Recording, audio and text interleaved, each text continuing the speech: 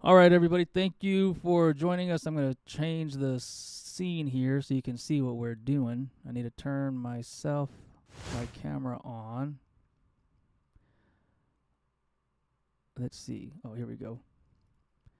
So those tuning in live, just very quickly. Oh, it is on.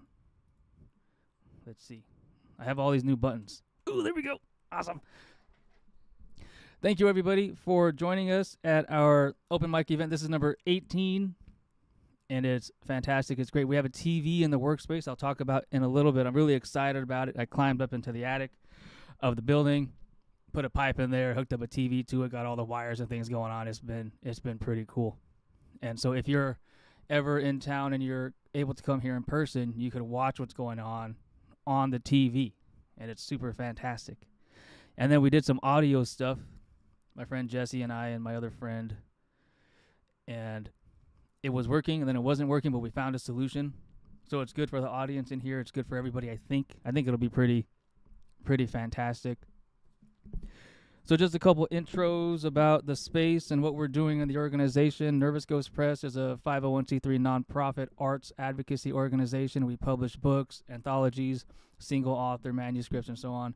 We also have a lot of events just like this one, workshops, and we have an art gallery too that I'll talk about a little later. But it's been a lot of fun creating it, working with the community, getting ideas and seeing what works and what doesn't work, getting to listen to everybody's words and seeing their art and feeling it and just kind of experiencing all that we bring into this space. And it shows how powerful we are together. The Community Arts Workspace is our studio. It's our headquarters. It's where we are, where I think there are a couple of us in here. Some couldn't make it today, and we hope that you come by next time. We miss you. We're sending all our positive vibes. I need to put a message in the YouTube thing. I always forget. Hold on. Welcome. There we go. I always forget. There's so many things I have to remember to do. I need a checklist. And so the workspace is exactly that. If anyone out there needs a space to write, to read, to sing, to record, to listen to music, to make choreography, to film, whatever your art is, and you need a designated space to work, come work. It's free. Just email me, and we can set up a time. There are 2 computer stations, and then there's a decent amount of space, an empty table, and I can bring another table. And so it's pretty great. I'm going to have some book design and formatting workshops in the future if anybody's interested in learning how to do that. Because of the TV, you can watch what I'm doing on my computer. It's super exciting. I'm excited about that. And with the art gallery, it's pretty cool. If anyone out there is an artist or is trying to become an artist, is an up-and-coming artist, and you're trying to have a first exhibit, email me and we'll set you up with your first exhibit. But we need at least like 20 paintings, maybe 10 paintings, maybe even 4, 1 per wall. It doesn't really matter. The more the better, of course. It looks nicer. But there's about a 7x7 modular wall in here that you can paint with custom art that will exist for the lifetime of that exhibit. And that's really fun. So I hope that people email about that because I want more art in here. It's getting kind of drab. It's just all my stuff. And that's boring. Nobody wants that. We want your stuff. We want the community stuff. We need your voices. We have a community guest MC today, and as always, if you would like to be a future community guest MC, again, just email me. I always say yes to everybody unless you're Ian. Then I refuse. And the people in person know who that is, but the people online, you're like, who the heck is Ian? It's pretty funny. Another reason why you got to show up in person, see? But our community guest MC project, I suppose, is a fantastic way to get people from our community to get their voices out there. If you're trying or you enjoy or you're trying to practice public speaking, hosting events, emceeing, all these different things, do it. It's a lot of fun. It's your show. You get to run it however you like. You get to engage in banter, say things after people, tell your stories, talk about your process, give your personality to the world. And it's a lot of fun. I enjoy it. And so before I introduce ours, I'm going to read, I guess I'll read a poem. I'll read a short one. to start us off today, and then we will get started. This poem is called Who Ain't I Seen With? For fighting day and day and day and day, then wake up and stop. Drop out, it's not done, start again. Tell me what my skin means. Brown eyes see just as clear as green and blue are pretty, but pretty is fucking useless. Rip the calluses off soft hands and feet sitting in cute little beds and down blankets made from the skeletons of broken bones of children labored by daddy's dreams, and the alcohol in mommy's blood became the love in mine, and mine can catch fire. Let's fight. Let's pull at each other till we can't walk, till we can't stand, when the only time we speak is handing out the blame the same way shoulders shrug and shake. If there's something better somewhere, stand up and take it. Extend the hands and shake 'em, suffocate the hatred, ignite the fucking insides. If it doesn't exist, then make it. What is there to be afraid of? The status quo doesn't mean a damn thing. Take that beer, pound shots, wake up, walk to work, write books, sell out, shave, don't shave. They say don't. They say stop, but don't. Pressed up against my skull, line it up, it won't travel far, but my brains will make waves. Tying a noose is easy. You just gotta try. And so, to introduce our guest MC is me. It's a weird thing to say. How do you introducing somebody? But so, very quickly, before I introduce the guest MC to introduce themselves, I'm going to be switching between different visuals on YouTube because this is exciting. It's the first time the guest MC is here as opposed to on Zoom. And I didn't really think about it until like an hour or two ago. But it should be fun. Please welcome our guest MC, Miss B. Hey, everybody. Hold on. Oh, okay. There we go. Hello again, everybody. Welcome to Nervous Ghost Press Open Mic. Thank you so much for having me, Matt. You know what? I want to go ahead and get things kicked off with our Zoom speaker that's going to get us started with a poem. Before we have her come on, everybody say happy anniversary. Yeah, and feel free to say it in the chat if you guys are here. This is a hybrid event, so if you're not here in person, you can also chime in online. Now we're going to give it up for Amanda, who's going to be sharing her poem. All right, Amanda, take it away. So I actually have two poems to share this rodeo. I have one from It's Just a Little Blood, available on Nervous Ghost Press. Patient period. The slow motion ooze, the intent to stain every fabric within a 3-foot radius. Get up, to the bathroom, sit. Fuck. Get up, waddle to the cabinet, bend over. I recall the psych ward, sitting, feeling unused lining falling out.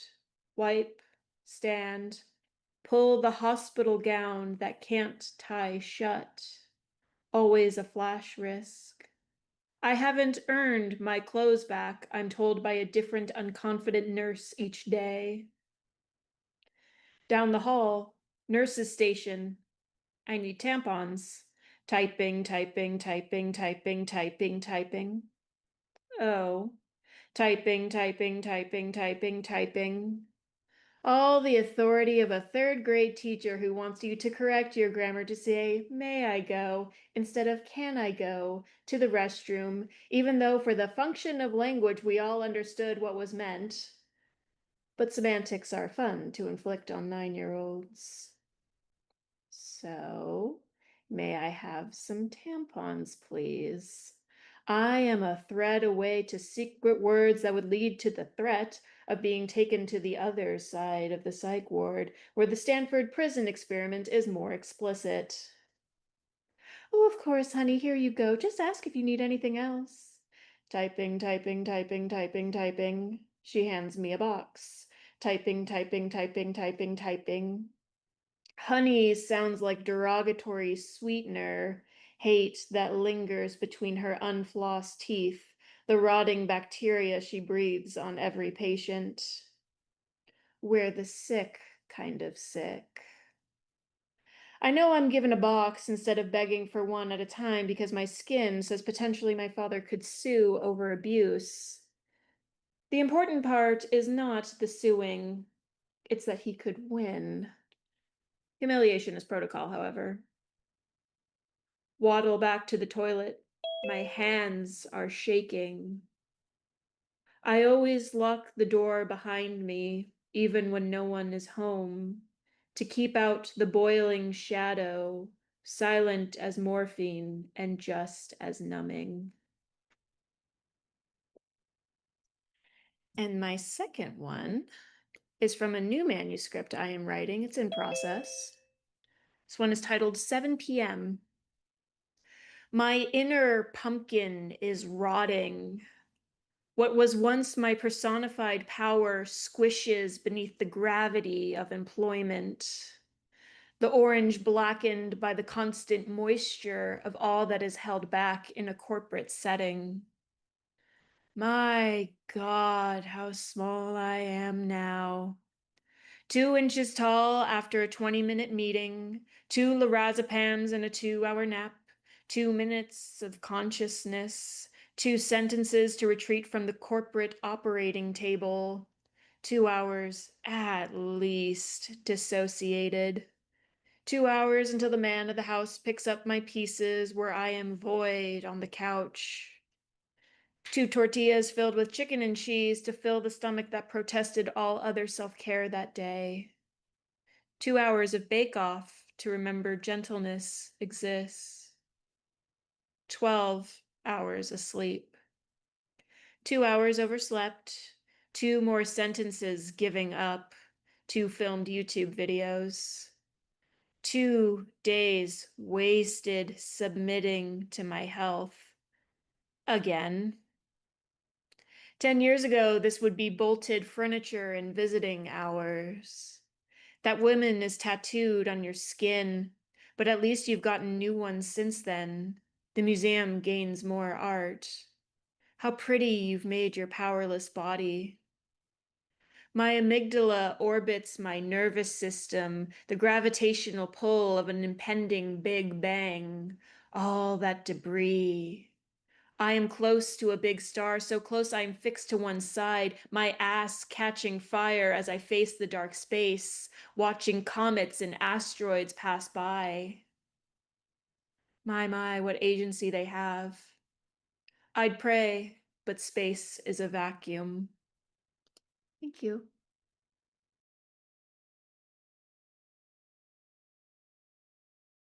Amazing, amazing. You know, I was listening to your poems, Amanda, and I was just like, wow.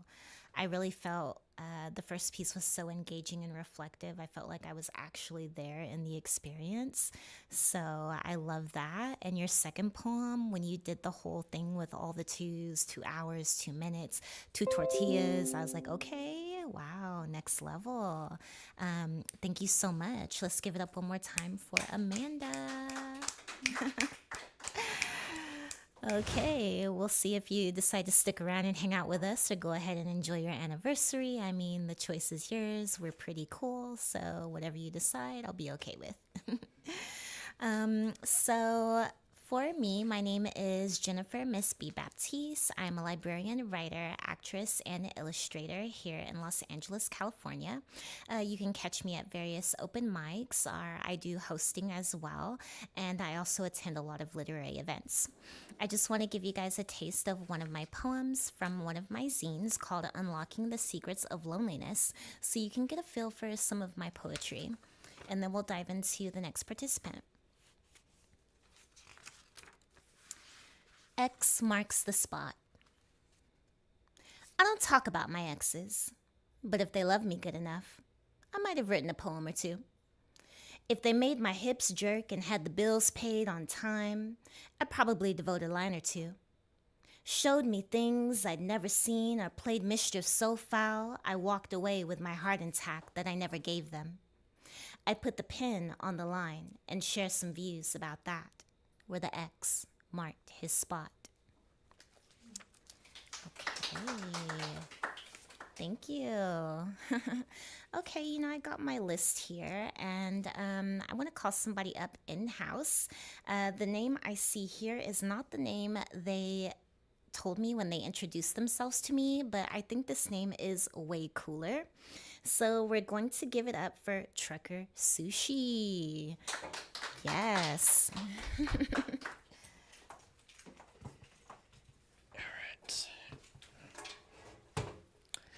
I feel like no matter how many times I do these, it always feels like the first day of middle school. That's always fun. All right. Okay.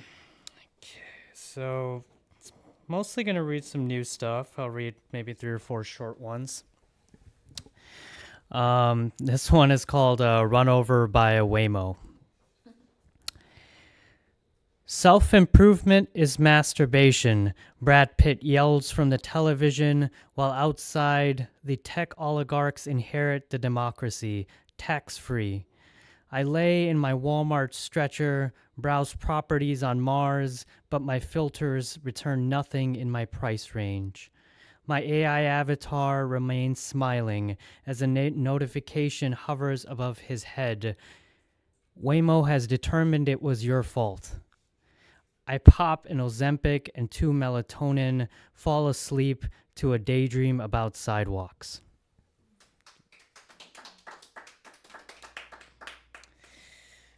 All right. This one I wrote after I realized I've been denying that I have ADD for years. And usually when I say that, I'm like, I have the TV blasting and music playing and I'm writing a poem. So this was written during one of those times. It's called "The Elephant is Sprinting Through the Room and the Cranes Are Everywhere and I Am Hyper-Fixating on Invisibility."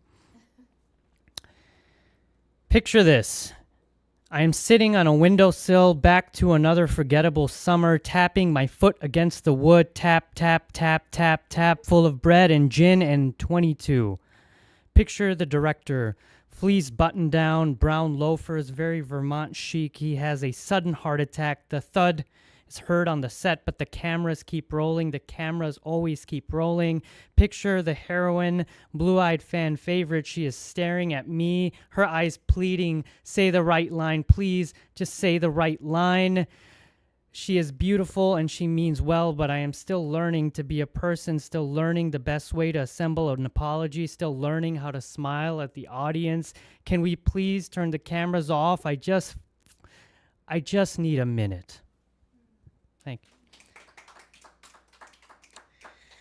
Right.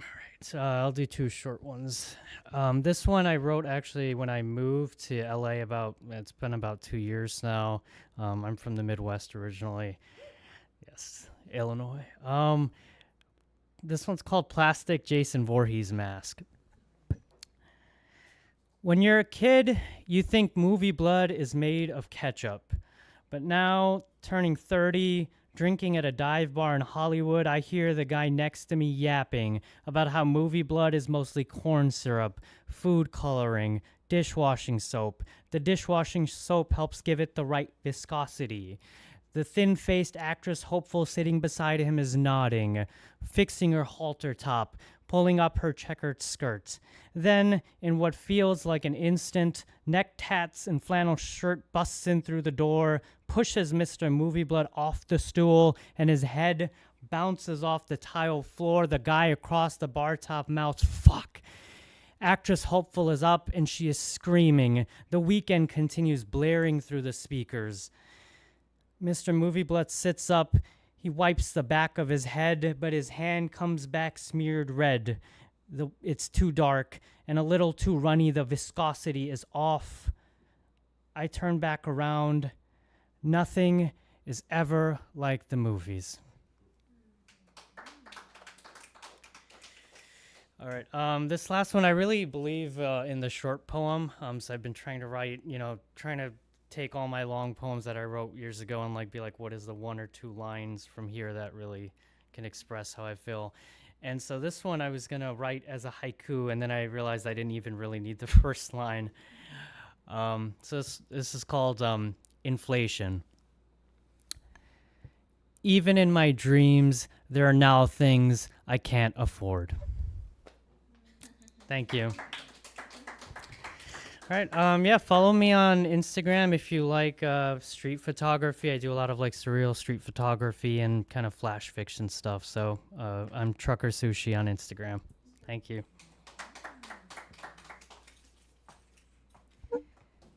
Okay, give it up one more time for Trucker Sushi. Yes, that sounds very delicious and adventurous. Yeah, okay, I definitely will.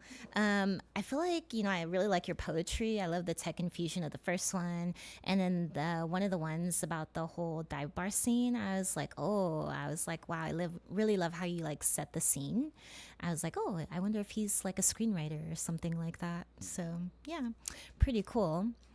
Whew, okay, you guys. I mean, this start with Amanda and then Trucker Sushi. How can it be topped? I don't know, but the show must go on. So let's see who we have next here.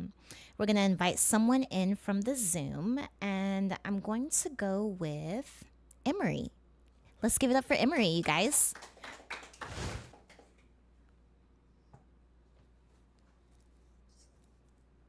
Hello. Okay.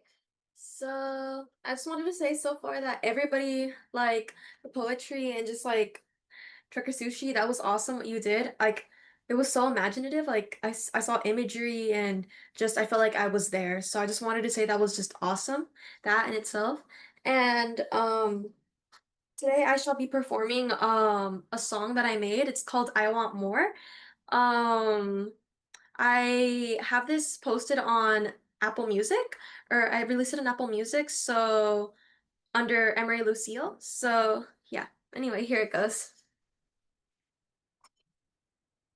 It's 7 a.m. in the morning, and I woke up to something good. God, let me fall asleep. God, I was just joking. God, I want more. Then later on, I catch you in a call. Who did you call that day? No, you're only mine. No, you're only mine. No, you are no one else's. But that's when I saw you walk out that door. No, I want more. I want more. What the hell are you doing right now with my inner emotions? It's 4 p.m. in the afternoon, and I got judged by who I am. God, let me fucking be. God, do you even like me? God, I want more. No, don't leave me, go away. If you are not going to stay, I want more. I want more.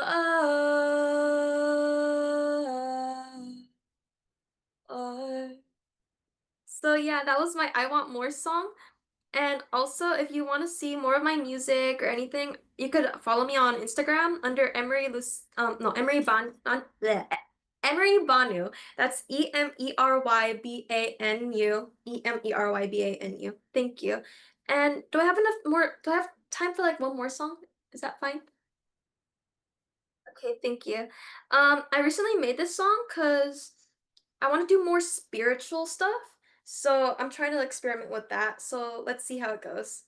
Okay. So song is like untitled, but it's just like speaking of beauty in the world and reality, but in a more spiritual way. That's what I try to make it seem. So here it goes. Okay. Weakness is power, beauty is fake. Love is the answer, courage and mistakes. Always believing, keeping your mind, controlling just waste precious time. Da, da, da, da, da. Da, da, da, da, da, da, da, da. Da, da.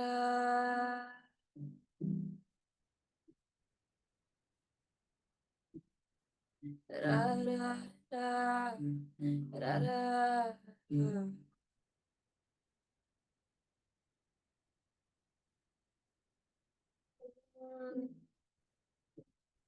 Beauty is fake, love is the answer. No mistakes. So, yeah, that's just a song that I'm working on. It's not done yet, but that's what I have so far. I wanted to introduce that to you guys. So, thank you.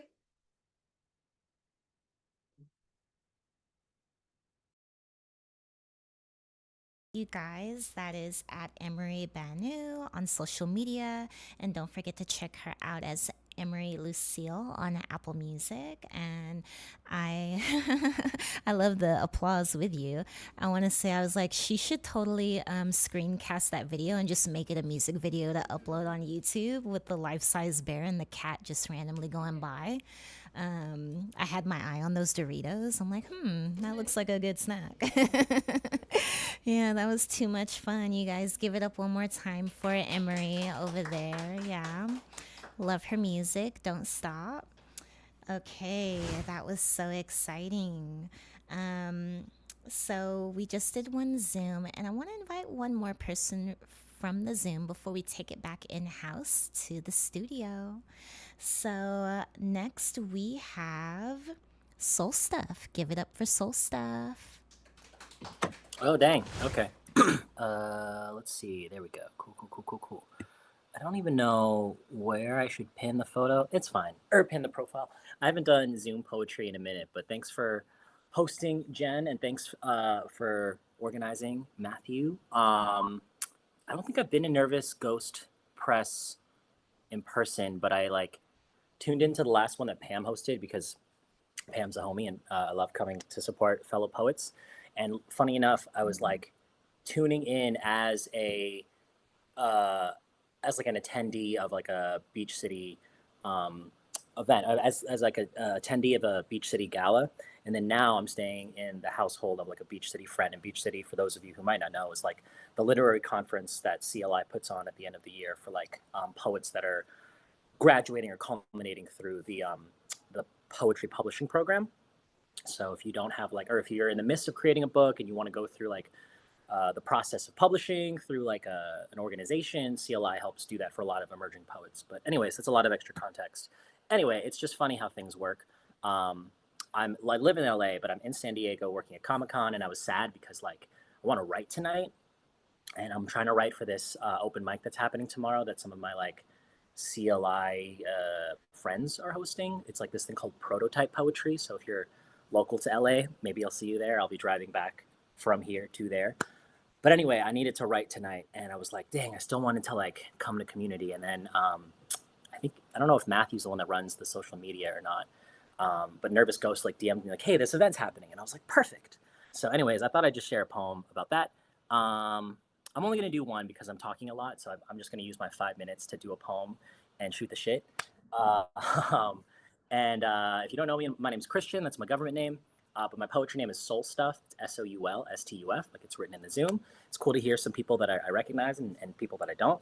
Um, and the reason my name is spelled with one F is because I give an F about the art, but also because STUFF is an acronym for Song, Truth Universal, and Flow, which are like the three pillars of poetry that I aim to encapsulate whenever I share work on the page or on the stage. And I've been doing poetry professionally for about 7 years. So like just been doing a lot. And if you ask like, what kind of poetry do you, Christian, or like, what form of poetry do you do? The answer is just yes. So if you ever have questions about that, just let me know. I won't bore you about the details. But I will share a draft of a poem because I'm trying to get better at sharing drafts And so I'm really excited to see what this turns into. But this is a poem I shared for, I wrote this for a time I was substitute hosting at Palms Up Academy, which is a really dope open mic on Wednesdays in historic Filipino town, run by Ariana Bosco. And I subbed in for her once, and I wrote this poem for that event. So anyways, here's what it's called. It's called When Asked What I Want to See at the Open Mic. That's the working title. So I hope you enjoy. When asked what I want to see at the open mic, I say, I don't want your perfect, I want your process. The push and pull of truth weaved into the tide of your writing and made translucent that is. I care less if you're good, more if you're honest. I don't care what you've rehearsed, but about what you believe. I want to know who I am receiving, you or your latest iteration of palatable. Trust, I am the poet laureate of bullshitting and not addressing my own issues so I can suss out when someone is hiding on stage. Deflection is my middle name, and nervous laughter and I go way, way back. A great poet told me once to always show up to your poems as you are. Don't suppress your feelings, use them. So I ask, how did you arrive today? Muscles taut, teeth sharp, or with a spine like a wilting balloon, threatening to crumple beneath the weight of everything you carried here, but here, both versions of soul are recognized tender and valued just as dearly. Your instrument is a gift, and we, humble audience, to the concerto of your emotions. Who are you speaking to? In your heart pour, in your clenched fist, in your quiet song? Do they know it's for them? Even if them is a younger version of you, the point still stands. I want to see your words typhoon so forcefully that it breaks the time-space continuum and causes your 6-year-old self to literally shit themselves, just when they thought those days were behind them. I want to see your unfuckwittable, which no does not mean being physically unappetizing, but that your hunger to be heard while standing with ancestors serves as a testament to purpose. What stories are burning beneath your temple to be told? What surface do they rise to? I want to see the world the way you do, riding shotgun as you pilot your craft. Assistant archaeologist to what you excavate in the moment. I don't want your parlor tricks. I want your pulse expressed through sight and sound. If I don't understand, then make me. If I still don't, that means I simply don't want to, which is neither your concern nor responsibility. But ask yourself, have you investigated your own intentions? Acknowledge your growth edges as an artist and as a human. And are you making enough space within art spaces to be wrong? To be corrected, to add dimension. The day you realize you know everything about your art form has scientifically been proven to be the exact same day you start to suck point blank. So stay curious, be open to new possibilities, and remember, somewhere out there you are someone's favorite story. We are all rough drafts to the latest chapter we're still in the midst of, but sound and complete by definition, because all a rough draft has to do is to exist. Poem. Cool. Thank you.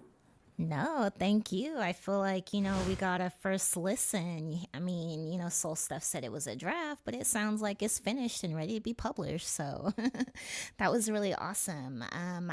If you guys don't know, Soul Stuff is really great at all things presenting, poetry, acting, all the stuff, and also doing workshops with CLI. Congratulations on Comic-Con, and hopefully you guys will catch him at the Prototype open mic. I really like that poem. I feel like it was so good at showing, all the things an open mic can be, all the ways we can present ourselves. So thank you so much again for sharing that draft, and I hope you share it again. Okay, now let us continue and have a friend in the room. Ian, are you feeling ready to share tonight? Or could it be you? Okay, that friend is okay. Ian's thinking about it. Yeah. Okay, so Ian is the cool guy in the room. I've heard he's vegan or vegetarian, and he wears a backwards hat. Let's find out if it's true. Come on down. Let's give it up for Ian.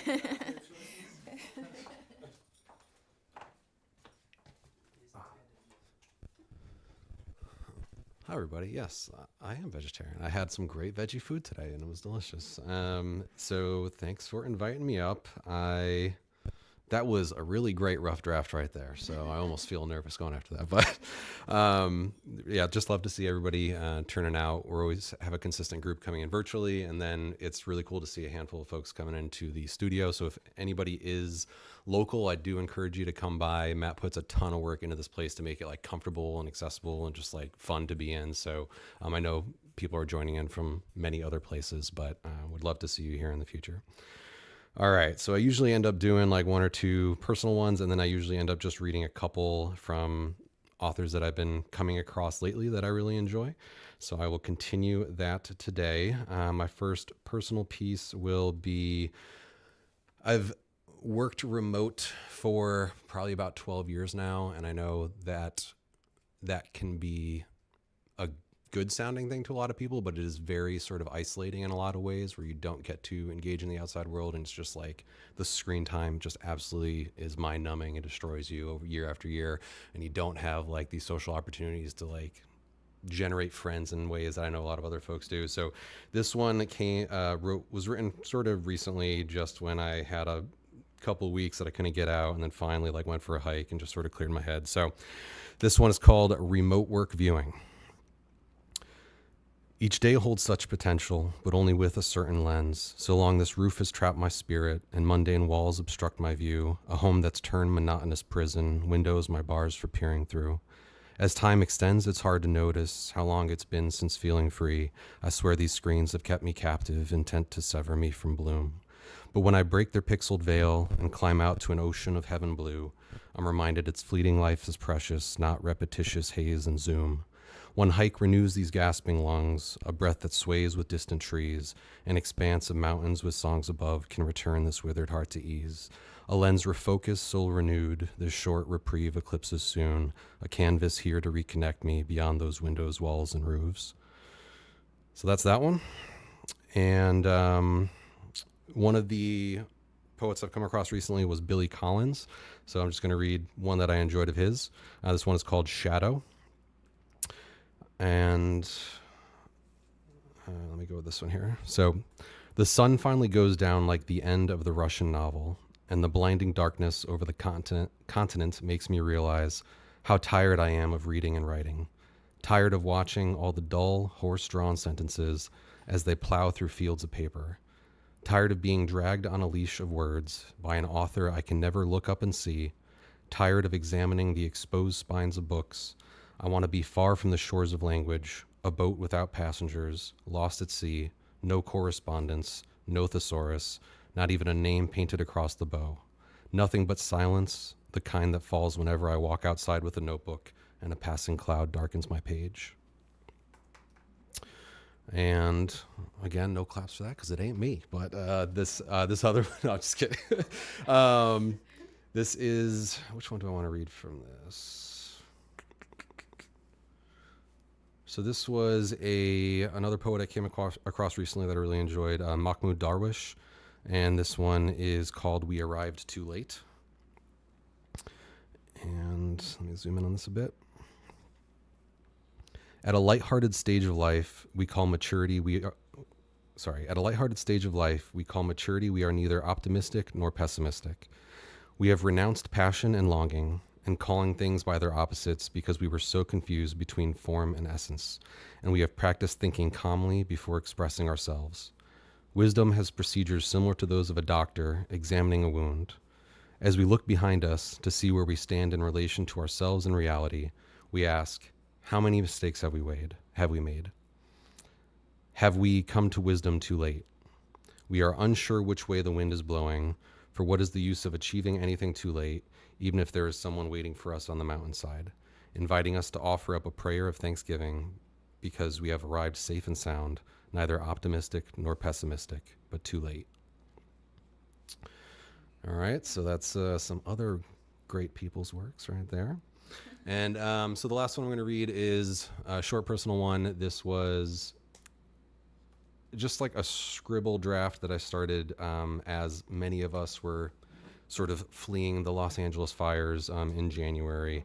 And then it just sat there for a while, and I just picked it up again sort of coincidentally during the weeks that we were having a lot of protests out here in LA as well. So there's just like a little bit of the emotion of those two different sort of LA themed moments in this piece. So this is just called An Oncoming Storm. A storm is distant brewing while this city lies in wait, atop the mountains darkened clouds gathering ashen and opaque. To remain here conjures doubts with an unsettled predictive ruing, that sensation upon your neck which can't be shaken from this moment. Still we sit here in its path, our vision cast towards the horizon, with acquiescence and anxious omens for what's to come within the darkness. That's it. Thanks, everybody.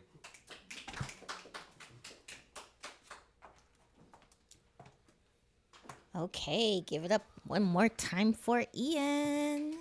Yes. Wow, amazing. Your first poem really stuck out to me. I really loved all of the imagery, and I love, lyricism and rhyme in poems. So I really thought that one was very good. I was like, oh, is this Ian or is this Shakespeare? I do not know. Nice vibes and great piece with the storm. I love that too. Let's give it up one more time for Ian. Amazing job. You guys have been rocking it tonight at the open mic. It's just too much fun being here.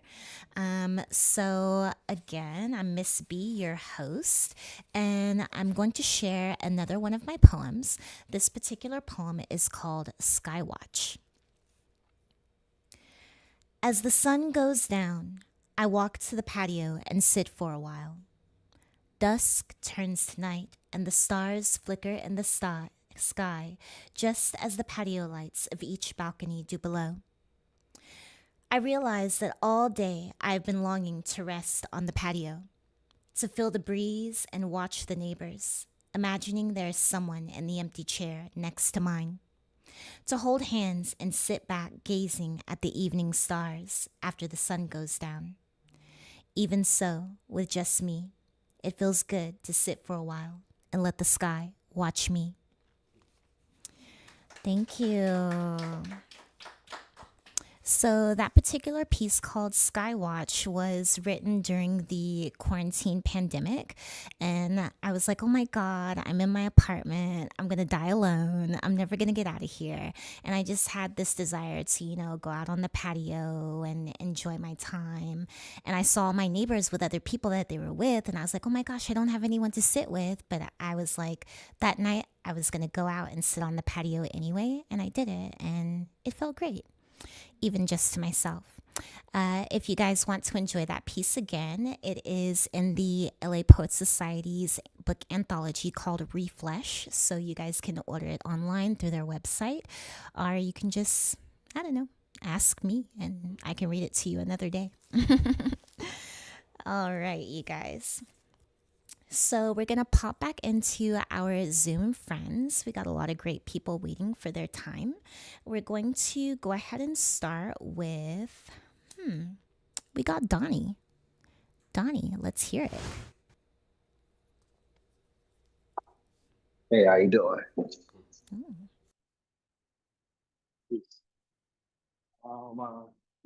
I'm at work, so I gotta go to this dark area because this is the best signal. But I go by Rebel Jesus for stage name, and this piece I call Poster Child.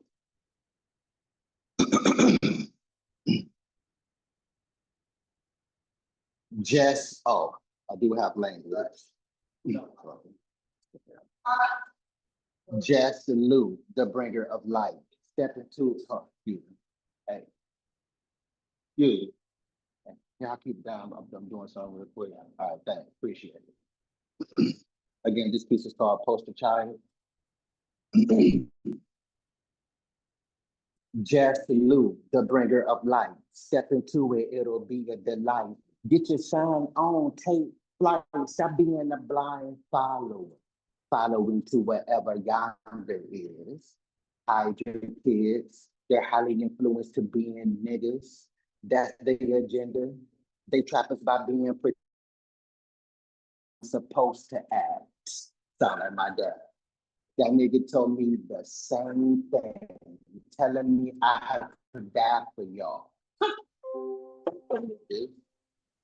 That was my first thought. Over 2,000 years later, I should have went with my first thought. So here I am back again because I'm a man of my word. I know that I'm late. I had a debate with myself. Do I even want to deal with these niggas? Especially true believers. I could just enter their face and tell them that I am the true Jesus, who then show them every indication. They would still rally them gold. Sick of this temple with another crucifixion. So why did I come back? Couldn't have been just integrity, maybe just to say I told you so. But could I be that petty though? Of course I can be that petty. It runs in my blood. God is my dad. Don't act like y'all forget what happened to Papa and Grandma over a piece of fruit. Don't we eat fruits and vegetables to be stronger? Man, sit your miserable ass on that throne and leave us alone before I have everybody in here believing in what I say. You forget that I can play with free will too. The difference is I have it no more in my nature to be like you, and I'm starting to see why just Lou and his crew left you. I've been putting two together and died. You see through the subliminal. This whole time it was you that wanted to control and enslave mankind. Helping them with the white whipping them, telling them they better fall in line by using thy, your only big doctrine, the poster child. Which brings you to another topic. If I died for everybody's sins and got that all covered, why does mankind still suffer? Especially the colored. Thank you.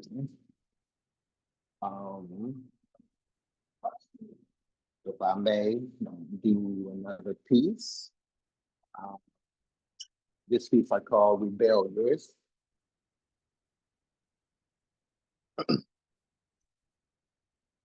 I, the start of the New Testament, and I admit I'm an industry plant for the Holy Plant.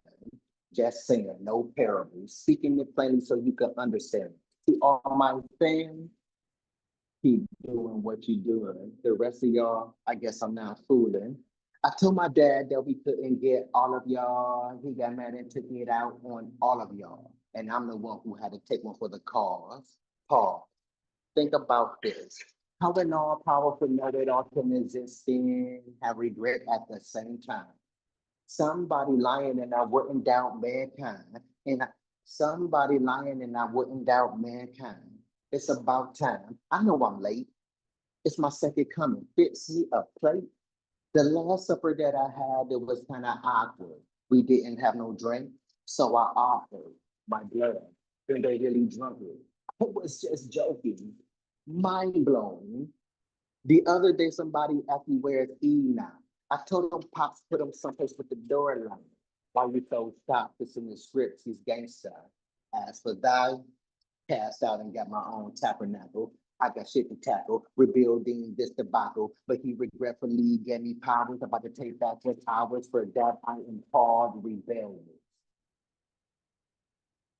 Thank you.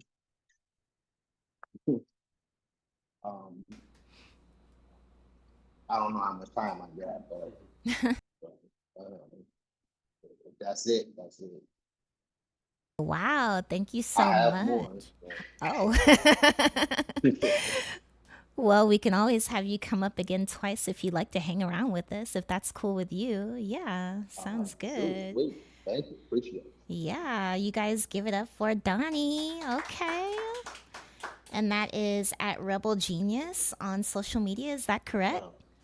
Rebel Jesus. Oh, Rebel Jesus. Okay, yes, very spiritual. Thank you.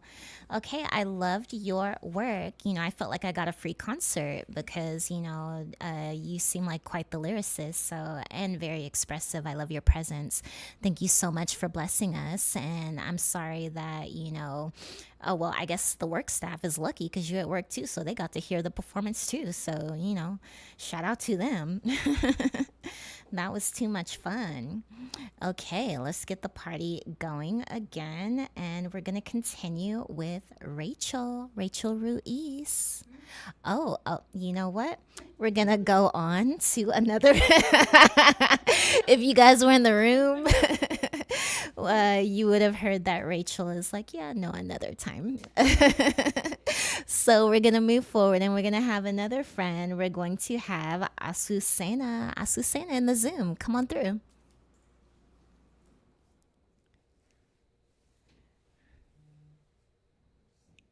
Hi, everyone. Thank you so much for the time. I'm going to read one poem today, and then I have um, an announcement of sorts, an invitation, but definitely always awesome to share the space with you all, and um, you know, um, it's really nice to be in person, but also knowing that we have the technology to connect via Zoom is awesome. So thank you again, and thank you for hosting. Okay, so here goes.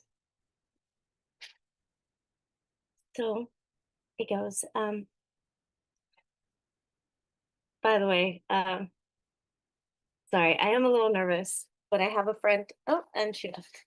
My dog is here, and she wants to join. So yeah. Once upon a time, I was quiet as a mouse, but not for long. I knew the mouse life was not for me. The me that was hiding is more inviting. So, sorry, I'm gonna start over again. Once upon a time, I was quiet as a mouse, but not for long. I knew the mouse life was not for me. The me that was hiding is more inviting. But watch out, I am ever so biting. Teeth filed, nails ready, eyes sharp. Ready for what's to come, for the unknown, the unlived, the longed for, the ever yearning desire to be better. Build a house of love where everyone's invited. Branches, outstretched limbs, a shade so fresh from the brilliant sun. Trees with forever giving fruit. Garden so robust it feeds the block. Dreams do come true. I know it. I've seen it with my own eyes. I've watched butterflies stretch out their wings for the very first time. Seen a grasshopper shed its skin and grow a nest, a new set of wings. Miracles happen. My garden shows me so. Handfuls of seeds become bright colored flowers stretched up to the clouds. Lizards leave behind their former self, fresh and sleek, crawling the old world with more confidence than ever. And yeah, and I have I have one more poem. Um, so this poem is called Eatsley, and it's about my dog. She's she's turning 11 this year, so um, yeah, she's a big part of my life. So Eatsley, a poem, a novel, a song, a dance. Eatsley, you deserve the sun, the moon, the stars, the bacon bits and table scraps. Eatsley, your summers swimming in the lake, snuggles in the tent, chasing bunnies. Eatsley, a letter to you. First of all, I wish you could read. Eatsley, black as night. Eatsley, be careful not to trip over her. She stays close. Always underfoot, always surveying, calculating, anticipating. Snacks, walks, a frisbee perhaps. 4 paws, a nose, a tail. A snore that shakes the couch, a bark that shakes the house. A curious snout, searching the next adventure. A tail with a wag, so enthusiastic it hurts. People cross the street when they see you. Through practice, patience, and dedication, you sit as patiently as you can. They walk by and they say, "Que perrita tan educada." You feel, you fool them for a moment. You jump and kiss them. Your love is just bursting out of you. To contain that kind of love and joy feels like a crime. To think people target your kind. I love you, Eatsley, and I'm glad you found each other. We found each other. Eatsley, I feel like you chose us. That day, your paw outstretched under the metal door, out of the concrete room, skinny ribs showing, head looked bigger and heavier than the rest of her. When we took you home, you hid in an armpit. You've doubled in size. You are stronger. You are joy. You are the purest form of love. So, thank you for listening to my poems. Um, and since I have y'all, I do want to make a quick announcement. Right now, I'm working this jazz festival, and I want to invite you all. If y'all want to join, just as spectators, come join August 30th. I'll send the info. I know Matt has the info, but I'll send the info. And but if you would like to participate as a volunteer, you can also volunteer at the Jazz Festival. So if you'd like to know more about that, let me know. Okay? And thanks again for your time, y'all. Bye. Hey, I see the claps in the Zoom, and the claps are here in house. Thank you so much, Azucena. Hashtag mouse life from the first poem. Wow, you guys, that was too much fun. So yeah, I love hearing, great poets out there. And I know Azucena said she was nervous, but you did a great job. I really love how your first poem invited people to be courageous and bold. And I see a lot of that boldness in you. And your other piece, I thought it was very loving, and it really evoked, nature and all things like that. And I just want to say my favorite lines were, build a house of love and trees with forever giving fruit. I was like, wow, that's a space I want to be in. And also shout out to Itzley. Your pup's going to be turning 11 years old. So, hopefully the bunny chaser will chase some bunnies on that special day. So let's go ahead and rock with the next person. Do we have an Alicia Lewis still in the Zoom? Alicia Lewis? Hi, that's me. All right. I've got 4 poems this evening. Thanks. The first one was published in Underland Review. One of my friends described it as Edgar Allan Poe meets Macbeth. It's called Tangled Ghastly Anguish, a sultry, sinister spiral into madness, dripping with ghosts and guilt, of sanity fraying, with my tattered gown and wild eyes serving as a monument to grief.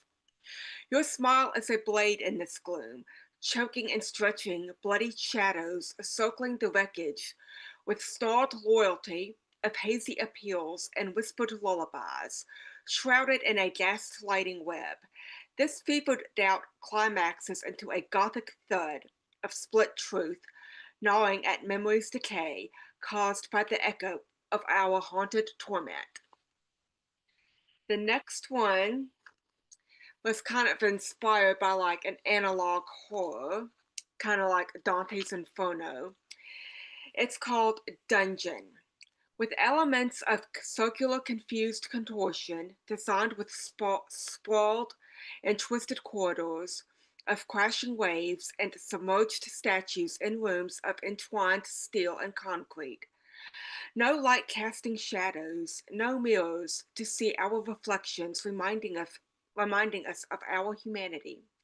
We are ghosts finishing shifts, returning home, unable to recall what happened. We can't.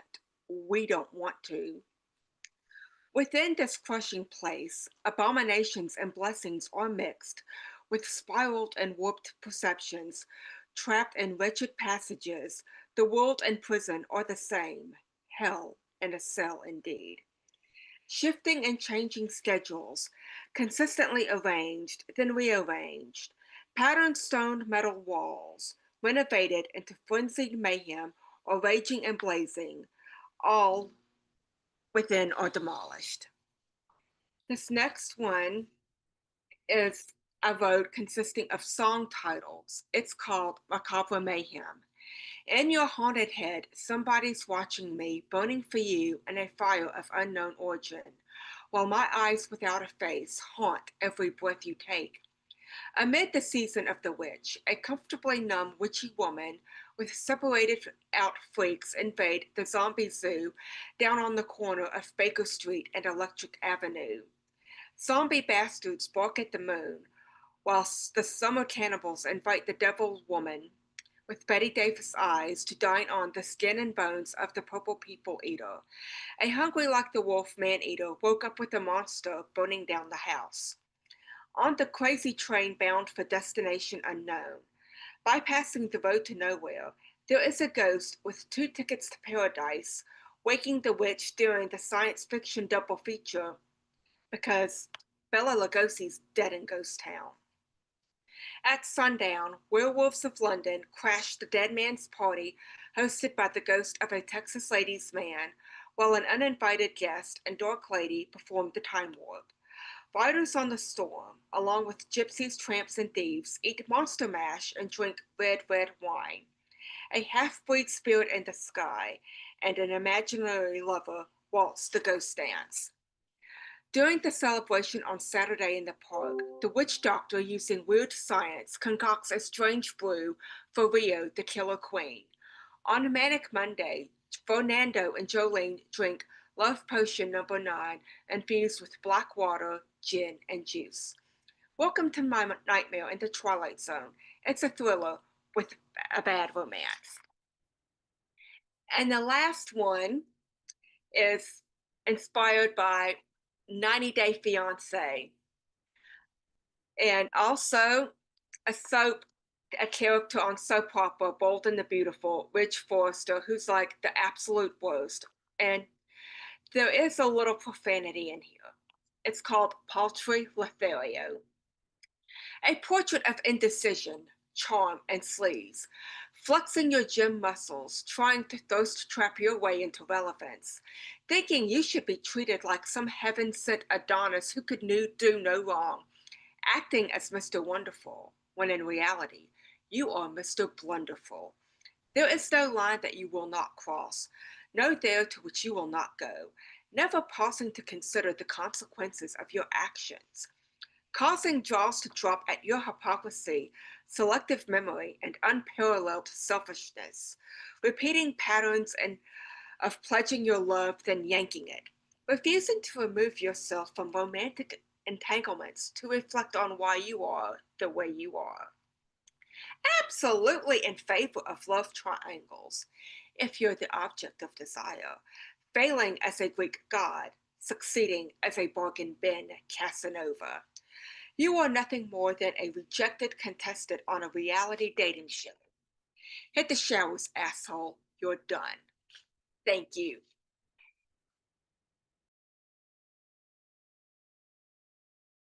Lewis, give it up for the friend.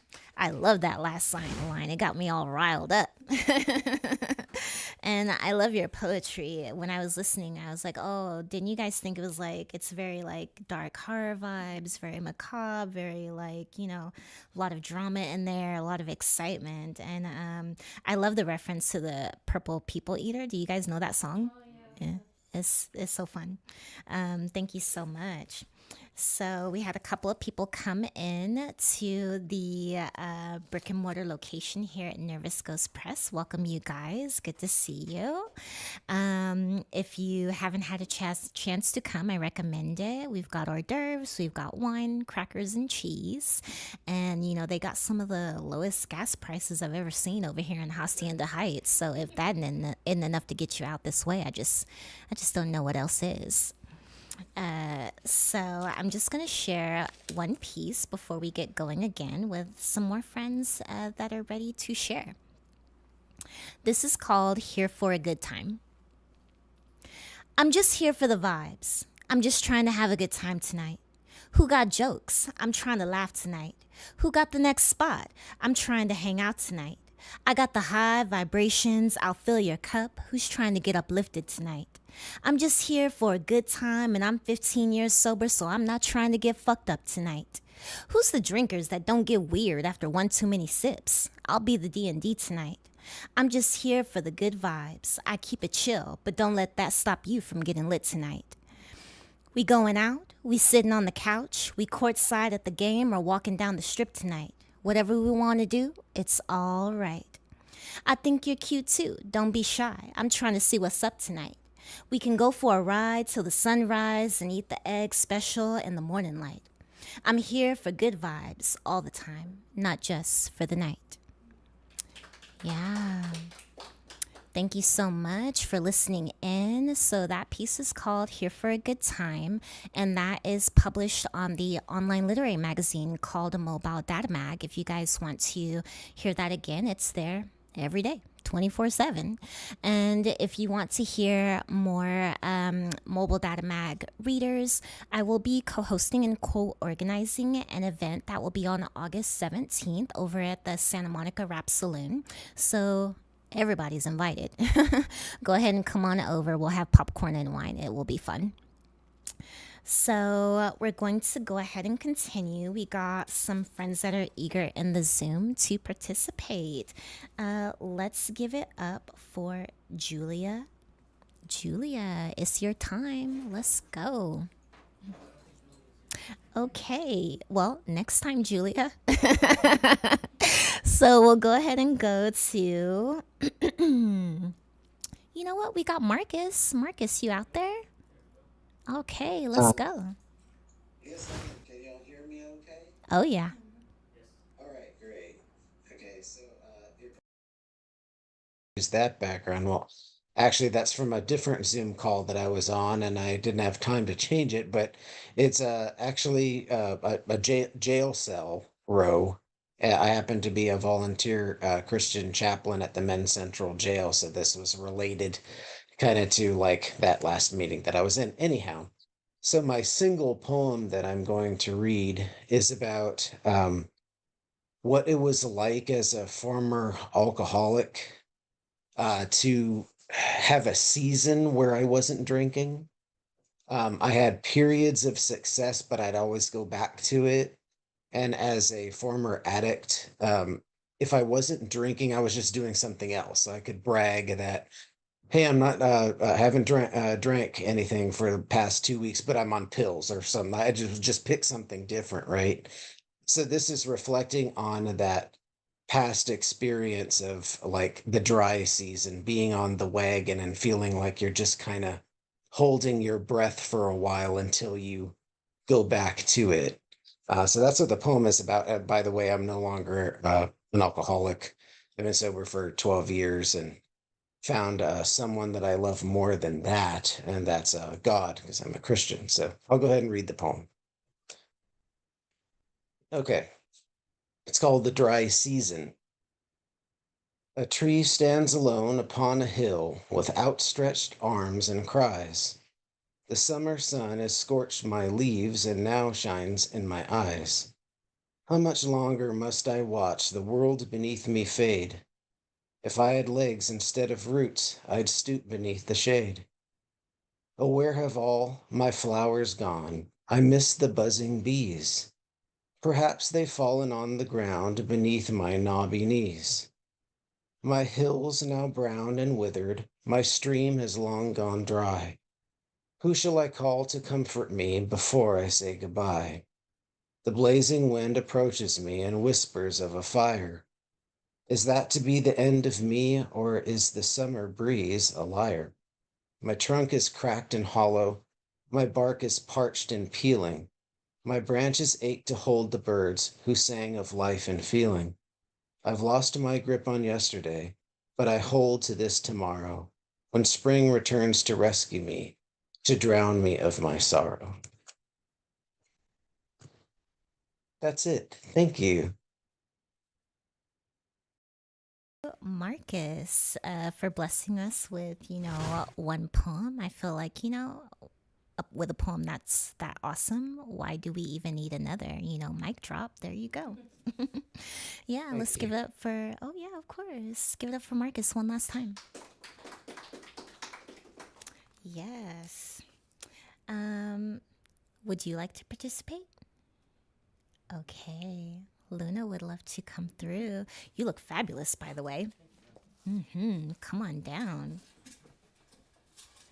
Serving looks and poetry. I'm like super prepared. I haven't read in a while, so I'm gonna just experiment a little bit. Yeah. Okay. Do you? I was recently published in a magazine. So I'm from Imperial County. It's pretty far from here. And currently the land there is being mined for lithium that was found. And it's really ruining the already heavily polluted environment there. And it's a very poor area. Anyways, they're trying to raise awareness about it and make it so that they don't ruin the land more than they already have. So this poem is about that. I'm going to read it twice. The first time is in Spanish, and then I'll read it in English. It's called Ocotillo. Los bosques florecientes del pasado, de este desierto ahora desolado, en Guaria, desde la torre, viendo las nieblas gris sumergir, intenciones contaminadas de millonarios, disfraz de gobiernos liderados por militares, manifestación de avaricia y indignidad. La tierra yace llorando ante mí, amamantar esta enfermedad angustia. Cántala a la tierra llorosa, pa' que duerme tranquila, mientras las bebés beben sangre que sangra, vaciado de manos y pies moribundas. The once blooming forests of this now desolate desert, on guard from the tower, watch the fog surround, smoggy intentions of millionaires, skies of military-driven governments, manifestation of greed and indignity. The land lays crying before me, nursed to watch the sickness suffering, sing the crying earth to sleep soundly as the children drink the blood bleeding they squeeze from dying hands and feet. Thank you. Lament. To love a rose for its petals and its thorns. It's a short one. This one's called Pesadilla, which means nightmare. Un abrazo sincero, la forma de tu amor. Ingredientes pa' sueños que no pueden ser. Una sonrisa quebrada, la forma de tu cuerpo. Océano de humo, traduce tu calor. Un abrazo sincero, me derrite como el fuego. Amor como un sueño que nunca volverás a ver. I got a couple more. Ashes before ashes, caged by disease, screaming into me through painful shackles, eyes made of tears, present-day memories, living our worst fear. Although I empathize with your madness, I refuse to allow it. I refuse to accept it, and you've let it become your entire existence, cursed to never feel content or express joy artistically, embodiment of sadness, wrath of uncommon catharsis, forever painting oil on canvas, that terminally screaming loneliness, still pushing the world it loves away, dying to stop screaming, finally. And my last one today, it's called They Sang Along. Saw the stranger staring sharply into the broken mirror, thousands of useless reflections, showing the light over and over and over again, until the blood was felt, soaked every inch of glass, painted bedroom red, a story to the moon who whispered a confession, named me one of her children. Before I walked into my grave, sang a song and smiled, thought of life and death a while, tapping toe while singing, danced and felt the ground shaken, the earth and sun and stars all spoke to me. Thank you.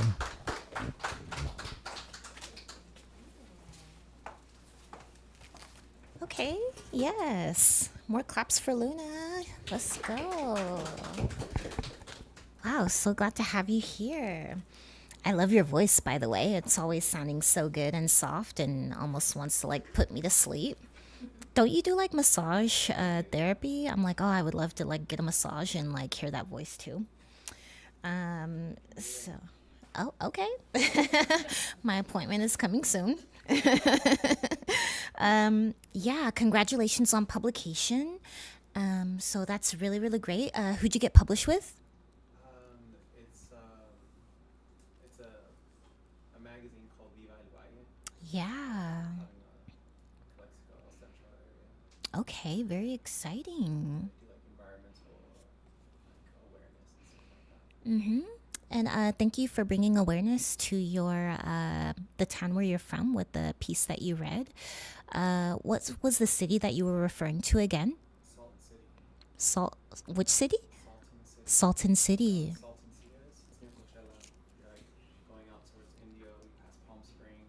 Mm-hmm. Okay, yeah, thank you for informing us. So, yeah. It's the largest body of water in California, and it's extremely polluted. Mm-hmm. It used to be a massive like tourist resort back Yeah. in the 50s, 60s. So it started getting very polluted, and all this farm water runoff just really ruined the landscape there. Okay, hopefully change can be sparked so, things can get cleaned up again in the future. Hopefully. Yeah. Rockstar, always. Thank you so much. So let's go ahead and have Julian Matthews. Julian, are you here, ready to rock it?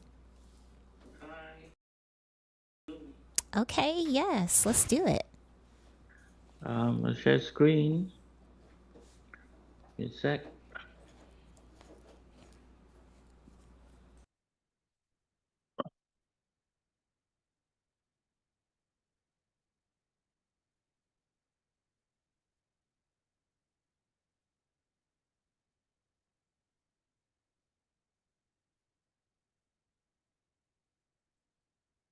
Yeah, can you hear me? Yeah, this is for Andrea. The photo is by Coco Aramaki. You know how we throw spaghetti against the wall to see whether the pasta is done? Sometimes I think of you as that sacrificial strand. You fish yourself out of boiling water and fling yourself against the hardness of the world, and your words come out concrete and whole, plastered like a squiggle scar in each of our hearts. You said, in the end, I want my heart to be covered in stretch marks. Well, you left our hearts tattooed with your metaphors, so unusual, so surprising, so Andrian, that they tickled our pleasure hormones into surrender, made our eyes shine brighter. And on stage, we see the light coming out of your mouth and pointed finger like a deleted scene on E.T. And we are all Elliots on flying bikes, trying to get you home.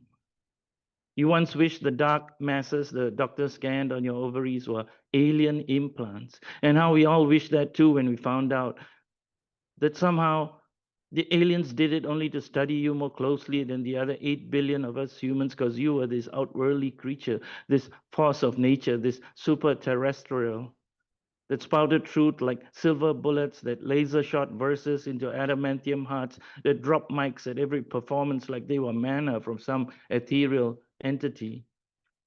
You self affirmed, you better be lightning, just before going in front of a hostile audience. Well, you were thunder as well. In fact, the whole storm, the whoosh of the wind, the uproar of rain, the rattle against our windows and doors, and even the calmness after. You were honest, raw, visceral, and vulnerable, the voice of a generation and of generations to come. You doused us with your profound, generous rain in your disguise as a poet, when really you are a prophet, probably sent from above or below, or everywhere in between, or nowhere at all. You graced us fortunate souls to have lived in your same breath space and sealed our fractured hearts with your bolt of wit and wisdom, and we were hungry, hungry to be struck again and again by your compassion and hope for humanity.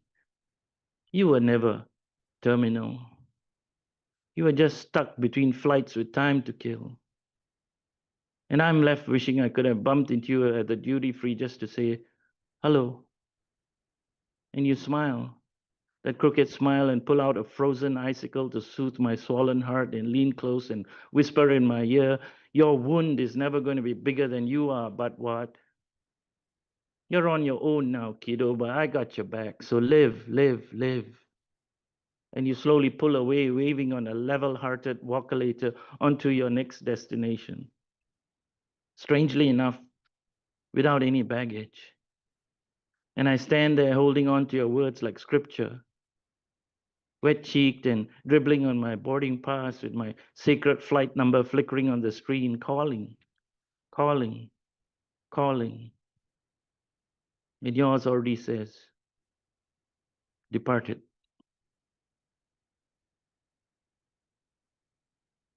Thank you.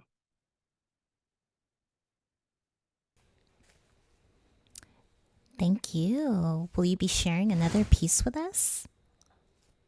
That's it. Thank you. Okay, one and done. Yes. Wow, how powerful. That piece was for Andrea. I really loved your reading, Julian. I was very engaged and I really felt what you felt. I was wondering, are you published at all? Not this poem. Oh, okay. So hopefully somewhere else we can find more of your work and really enjoy that too. And maybe one day in the future, this poem will be published as well. Okay, so after we've had that special time with Julian, let's see about Erica Lopez. Erica, can we have you share? Yes, of course. Thank you guys so much for the opportunity. It's been such a blessing to just listen to everybody share and just, I mean, things have been a challenge for me, and I want to share this piece because, you know, that's what heals me, is going to these events and you know, and hearing other people's stories. But I wrote this poem in 2022. I actually performed it at the Hollywood Fringe Fest with my group, the Infinite Poets. And so it's so relevant today with everything that's going on. So I wanted to read it. And I'm just going to read one piece. So here it is. It's called Detention Centers. My name is Nina, short for Evangelina. I am 8 años. I crossed the border with the coyote before we got captured. I am currently in Clint, Texas, a detention facility. I am in charge of a 2-year-old little girl. It is my job to protect her because a man comes and takes some of the other girls and they do not come back the same. I am 8, but I understand. The older girls say it is abuse. I'm not sure what exactly. I just get a sick feeling in my stomach. I came to be with my mom. It has been 4 años since she crossed so we can have a better life, but we got caught. We are riddled with piojos. The policemen get mad because we lost the piojo comb. I know piojos. We're not supposed to share the comb, but they only gave us one, and we all have piojos. They do not care. They feed us maruchan sopa, avena en la microondas, comida hecha con agua. A little girl died. We do not know how. Something tells me she was killed. There are people who are willing to pick us up. I have a tío, a tía, mi mamá, but this government will not permit it. They think we are better off detained, but they keep us here being abused and touched by these cochino men, and babies are taken care of by the teenagers. They do not have enough Pampers. They do not let us take a shower. This is a better life. I would have rather stayed with abuelita. I just miss mama so much. Now I'm stuck here hungry, dirty, and with piojos. This is what this country does to these little girls, these little immigrant girls. We are dangerous. I do not know how. They keep us in these cold cells. We sleep on the floor. There are sick children, and they only give them Tylenol 2 times a day, but the kids are still sick. I am 8, and I know this is wrong. Children suffering because this great country see immigrant children as a threat. No parents, no rights, just trapped behind these dreaded walls. Thank you. Wow, Erica, very powerful, very intense. I love that you're shedding light on that experience that is very harsh reality for people. And I just thank you for that.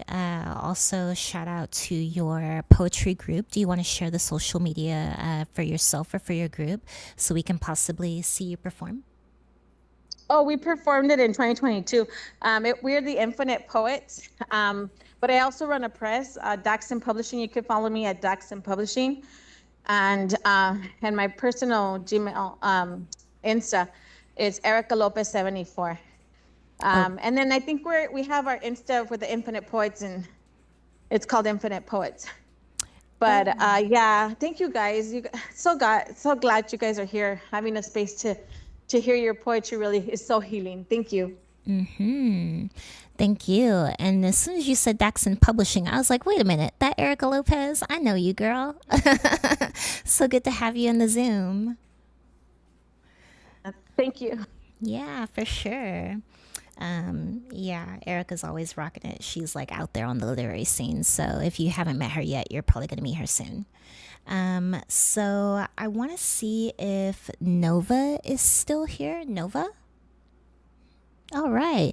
Well, maybe we'll catch Nova another time.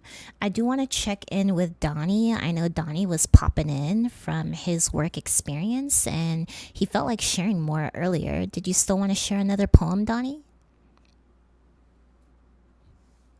Okay. All right. Yes. Sure. Yeah. Sweet. Okay. Thank you. Rebel Jesus, let's go.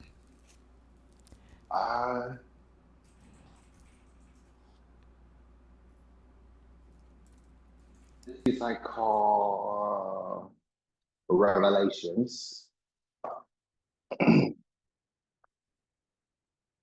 Lot, that motherfucker. He'll rather give up his 2 virgin daughters to a bunch of strangers he ain't never seen before, just to save a couple niggas he ain't never seen before. When they got done, they left them at the door. Sidebar, they actually came for them other niggas back door. Pause. Yeah, you heard right.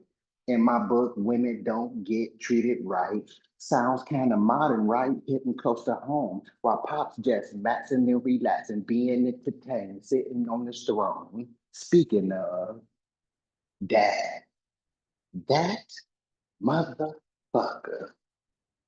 He told his first lie when he said we surely die. When we took a bite out of knowledge, he got discouraged and it ruined his American pie.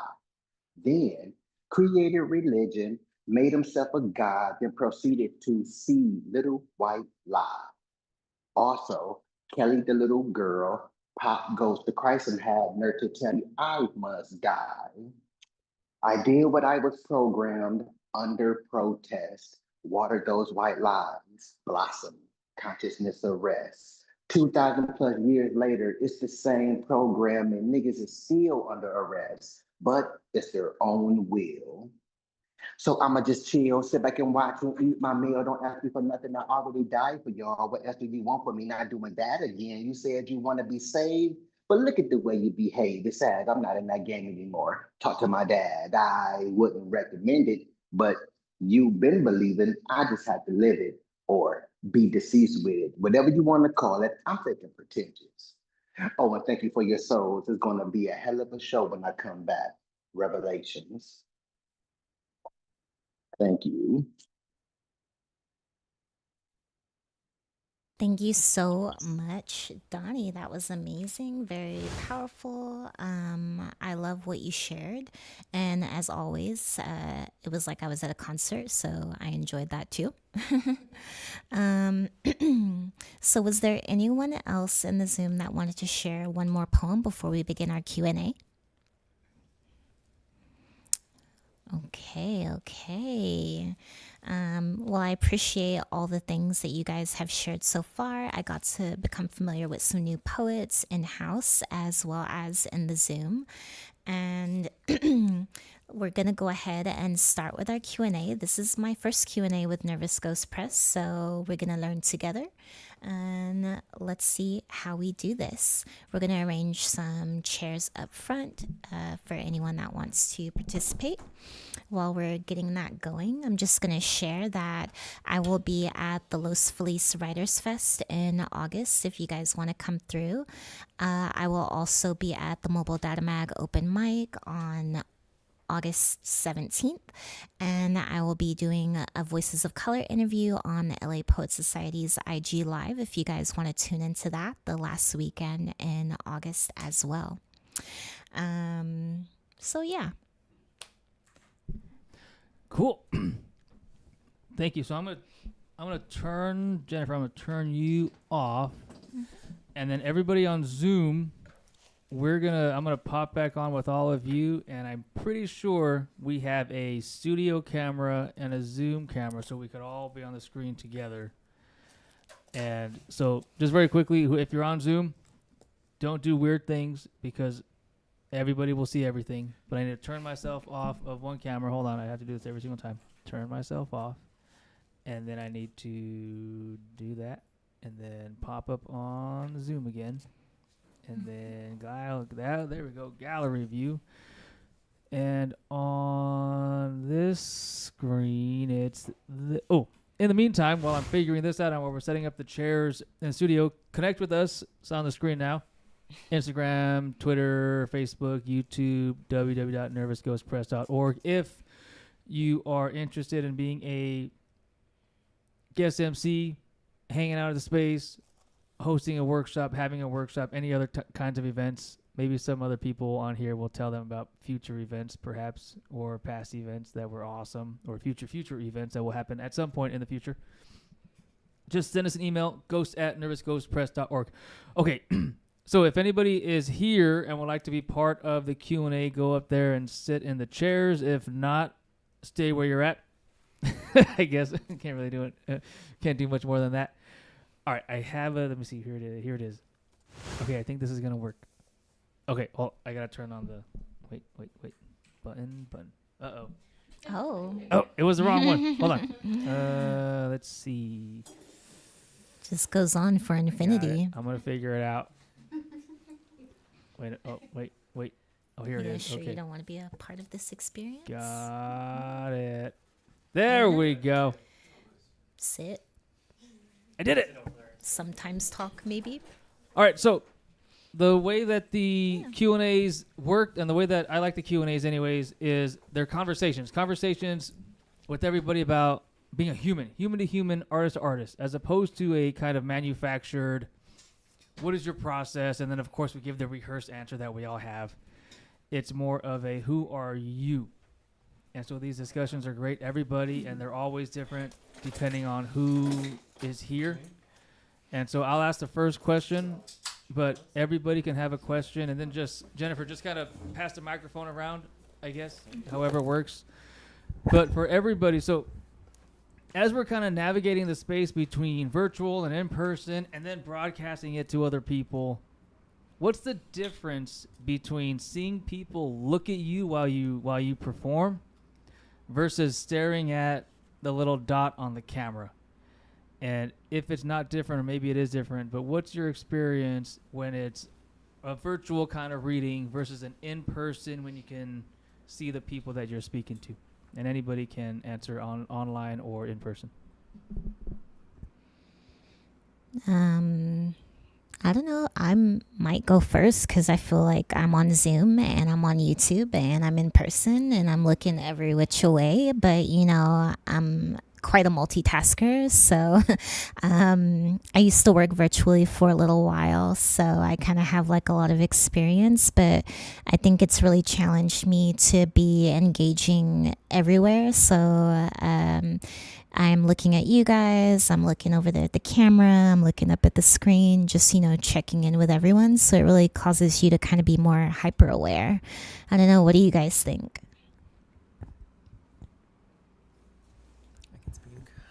I did a few virtual readings during like the lockdown and stuff like that. And I enjoyed it because I felt like I was able to connect with people like from really far away. So it enables you to connect with people. But I definitely enjoy reading in person when there's an audience and you hear people's energy and you get the reaction. When someone connects to your stuff, you can really feel the emotion in the room. So it's definitely nice to be in person. Yeah, that's a good question. I think so I'm gonna plug 2 open mics in the area that I really like. One is the Poetry Lounge, which is, I think it's on Tuesdays, pretty late in the evening, but it's a great place to go. And then Obsidian Tongues in Pomona, also a great open mic. But both of those open mics, I attend regularly, partly because I love the energy in the room. So it's like kind of a give and take. Like you read something, audience reacts. At DPL they even have like a live DJ. So in that sense, like I love the big in-person open mics because it's easier to build up the energy because it's that give and take.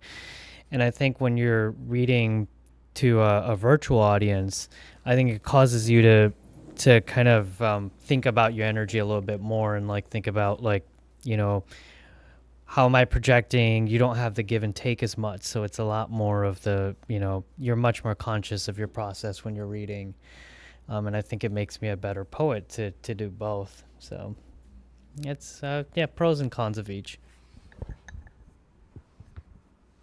Well said. Dang, Truck. we lost the we lost the visual on the Zoom side. Oh, hey, cool, it came back. So thank you, Luna, and thank you. Trucker Sushi. I was gonna chime in after Trucker. And it's weird when I pin the community arts workspace Zoom, I can like see everyone looking at me, looking at that, which is weird. Anyways, when I was over pandemic, I had like this whole little fun virtual life on Zoom, just going from like open mic to work. I worked remotely, like teaching kids public speaking. And then also like I would hang out with some of my friends, both like people I knew from my time in LA, but also like friends I made online, and we'd all hang out like in Zoom rooms together. So that was like this fun little weird alternate lifestyle I had. But speaking specifically in the context of like poetry open mics versus like poetry open mics virtually versus in person, I would say it's like a night and day difference. First of all, like as a Sagittarius, I'm a huge like social person. Like I thrive on social energy. So like the energy I get from a room is like huge, even if it's a small room. It's the ability to get instantaneous feedback. Like if I make a joke or if I say something, the one like kind of perk of doing it online is like when I'd make a joke or a reference to someone on Zoom and everyone was on Zoom when it wasn't hybrid, I could see like them smile or I could see them react in real time, and then I know the joke landed. Versus when it's hybrid, or if a lot of you are in person and I'm like tuning in virtually, I have no idea whether or not like my energy is aligned with the room, or if the jokes that I'm saying are spitting, or like if people are like saying like a or even snapping. Like I have no sense of real-time feedback, so my ability to perform is greatly reduced virtually. I just have to trust in my own ability to speak at a comfortable tone in a way that sounds good to me, and I use my own personal like my own personal criteria of what makes a good poem in terms of writing and performance. But I will say, like, beneficially from a virtual standpoint, you have the ability to check out, which is good and bad. But I mean, like if I need to go up to use the restroom, or if I need to like turn my camera off, I can't. Whereas in a public space, you're kind of performing at all times. Even when you're in the audience, you're visible, right? So you're kind of presenting to a social environment versus virtually, remotely, you're kind of like presenting at a distance. So you can at any point in time just like disconnect to like regain your own energy. But at the same time, like you lose some of that socialness that's inherent in the contract of being in a public space. So those are, I think, some of the big differences to me. Absolutely. And thank you for sharing. One of the things, at least in my experience in this role as kind of trying to host all these different things, and then as a professor too. So when I'm on Zoom in a Zoom class and every student is a black box instead of a person and a face, it's the same thing. I'll make a funny joke and I swear it's funny. I promise it's funny, but nobody laughs and I can't see their faces. And if they type in something in the chat box, I don't care because no one looks at it anyway. There's a total kind of difference between in person and Zoom, but I do like it because it allows us to have people from Malaysia, allows us to have people from all over the country, from different time zones and different areas, where Emery and Suhei are today, and it's just a really cool tool to have to bring everyone together. But one thing I'm learning is also, like you brought up, the visuals.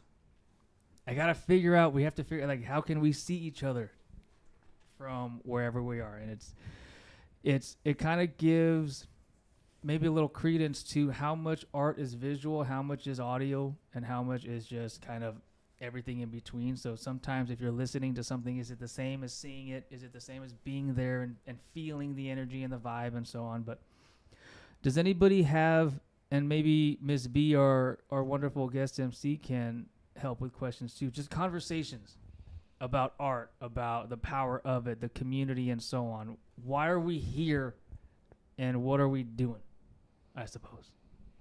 Why are we here and what are we doing? Oh boy. It's sharing our voices and sharing our perspectives. I feel like everyone has something to bring, and we're here because we have an opportunity to connect with one another and also learn from one another. I never would have known, oh, this person's plant-based, this person's from Illinois, this person is fighting, environmental issues, are bringing awareness to them in their hometown. So I love learning all of these things through sharing our art, which is either music or poetry. But do you guys have anything to share about maybe why you came? Because I know not everyone here shared a piece, but they're still here. So what do you guys think?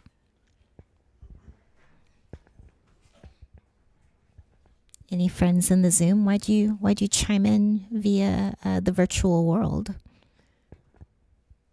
Yeah, Because how I you needed doing? healing. Oh, I'm sorry. Oh, go ahead. Go ahead. Sorry, don't worry about it. I said because I needed some healing. And being with community, there's nothing better or greater. That's why a lot of group therapy works, because people in the room feel the same way. And that's how I feel about poetry. So, yes, that's my story. Yeah, I agree, Erica. It's like, a safe space to get it all out and to learn and heal from other people's experiences too. Did you have something to share? Same as Erica for healing. I write when I'm overwhelmed by my emotions, and typically it is when I can't get a thought out of my head and it just won't go away, and it's just a persistent thought and I can't sleep, or I'm driving and I can't stop thinking about something. It's never, for me, writing is never I'm gonna sit down and I'm gonna write something. I write because it's pouring out of me and I can't not say this thing. And performing here today is just it's been a while since I've loved performing for years now, and it's been like quite a few months since I read, and I just got an email from Matt over here like, hey, I'm having an open mic, come through. And I was like, you know what? Yeah, I'll read some stuff that I've been writing, and I got published. So I was like, hey, I should read this poem. Like, yeah, a friend of mine runs a nonprofit back home in the magazine. So, I thought it'd be fun to read it, and I just hadn't read it out loud yet. So, I wanted to just know what it felt like to say it out loud and to hear it, and it feels good. I remember writing it, and it was just, I was frustrated, and I was just like, oh crap, here comes more government bullshit, people getting fucked over again and again and again, and I was just annoyed and tired, and I wanted people to just understand that it's something that we need to think about. So that's just what my writing is for. It's meant, my writing, I sometimes don't like my own writing because I feel like it's dark and it makes people upset. And a lot of the readings that I go to, everyone is so happy and like they're trying to like make it heal each other, and I feel like my writing is healing, but in a different way, that it allows you to be in the darkness and just allow it to be, and allow it to be like not a lonely place. Yeah, I kind of concur with Luna and everything. Like I sometimes, for writing, I wish I had more of a process, but I feel like a lot of times it is like compulsive, or like, I have something I have to write down, like, and it's usually while I'm driving or at work or something, so I have to take a minute to do that. And as far as like, these open mics and going out engaging with community, I think, one of the reasons I feel like we become more divided in the country is because people spend so much time online. And, it's easy to think that, the YouTube comments and Instagram comments represent what the public opinion is, but it's usually the loudest voices. And so like going out and talking to people in the real world and seeing how they actually feel and what's actually happening to them, that you can't replace that with anything online. So it's my Is there anyone else in the... Oh, thank you so much for sharing, you guys. Really great. Is there anyone in the Zoom that wanted to share, a bit of why they wanted to share their voice tonight, why they're here, what compelled you? Hi, I just wanted to share the reason why I'm here. I'm here because I like hearing different people's like art that they have to present or that they want to present, along with feeling, because art does help, share what somebody's feeling. Like I said in the chat, not just positive, but also negative, because not everything in life is going to be positive. And just being able to just understand them and just see them in their point of view, which I honestly feel like is very powerful. And also to make new friends. It's really nice. I love that.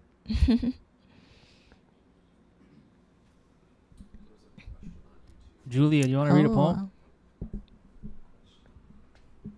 Yeah, sure. Are you guys able to hear me? I know my internet's a little spotty. Yes, we can. Let me make sure that your face is the biggest face on the screen. Oh, no. Whenever you're ready, Julia. All right, cool. Well, I've been working on something new. So I'll just read it, why not? All right. So it's caught in the end. In the end, we are left with countless moonlights, pulling space, like the puddle inside their sweaty palms, bending while we grip their hands as we walk to their first day of pre-K class, pulling our sins to the past. Then past frames like that of them running down the sidewalk, us chasing after them, screaming out for them to be careful as they fall again. Catching up, pulling them up as they look up to us with their watered eyes, scraped knees are secondary. Our hearts full of hopes of their future to be happy. Without us there holding space for them, without us protecting their space. I know I will die eventually. It's expected. But today I'm alive to see them be alive and laugh, to see their silhouettes interrupt the uniformity of the sand, their colors collide with the scene. And I'm okay with being the observer of their beautiful world interlude. Unfolding paper airplanes and realizing that we have the ability to fly if crested at the right angles, folded at our most opportune, to be carried with the push of the hand and held up by the frame of the wind. Whatever cosmic reason for this blessing, I accept it, and I will rest my head knowing that there's a circular flow that we follow. And for today, I'm just pulling up. That's all I have so far, still working on it. So it's a little unfinished at the end. But yeah, thank you guys for letting me share my new piece. Thank you, Julia.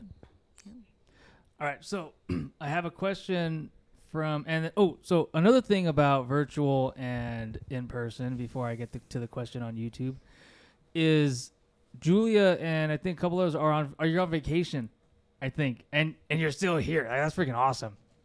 And so thank you for taking the time and for joining us. And so the question on YouTube is for everybody. Some of you, it may hit a little harder maybe for others, but I'm sure, and maybe after today, everybody will have an answer for it. But when performing, have you ever left a set unsatisfied? And I'll start, and I'll answer it first, just as everybody's kind of thinking of your answer. But I know when I'm preparing, if I'm doing a solo reading or some kind of featured event, and I'm supposed to be there, and I'm supposed to talk about all this awesome stuff, and they're like, introducing Matthew, and it's awesome. I'm like, I'm the guy, right? Whatever's. And you spend a long time setting up the poems, the pieces, the stories in between the poems, the meaning behind them, the process into getting it from an idea in your brain through your arm, out of your wrist, into the pen, onto the computer, and so on. But then on the drive home or the walk home or the bus ride home, wherever you are, you're sitting there and you're thinking to yourself, I should have said so many other things. And I should have read this poem instead, or I should have spoke about this moment, and this wasn't quite what I wanted. And there's just, your brain goes into that overdrive. And so for everybody on Zoom and in person, and just talk, all the microphones should be working, I hope, unless it's Ian, of course, because that's our theme here. Have you ever read something or performed, given a performance, had a song, had a poetry show, and whatever it was, and left that day thinking, I messed up, I should have done something better? And then and to go one step further, what do you do about it? Anyone want to dive into that first? Yes, all the time. I deal with a lot of social anxiety, so that's definitely something that I will do. I used to do it every single time after a show. I also play music, and after a show, I would just be like, for poetry, it's like, I could have nailed that line better. I could have been more like emotional. I feel like I'm very monotone with my speaking and very low energy, so I'm like always self-conscious about that, and just kind of like wondering what kind of energy I'm bringing into a room when I start talking. So I'm just always feel like I'm bumming everybody out, and I'm just like, damn, like everybody must hate it when I show up, like I feel like I've been to so many readings where like it's a party happening and everyone's like, hey, and like vibing, and I show up and I'm just like, the world is darkness and we're all gonna die. So yeah, there's like a level of self-consciousness, but when I do make a mistake, if I think I could have done something better, I'll rehearse it again. I'll keep reading the same poem until I like the way it sounds. I'll sing a song typically 100 times before I actually record it, 1,000 times before I actually record it.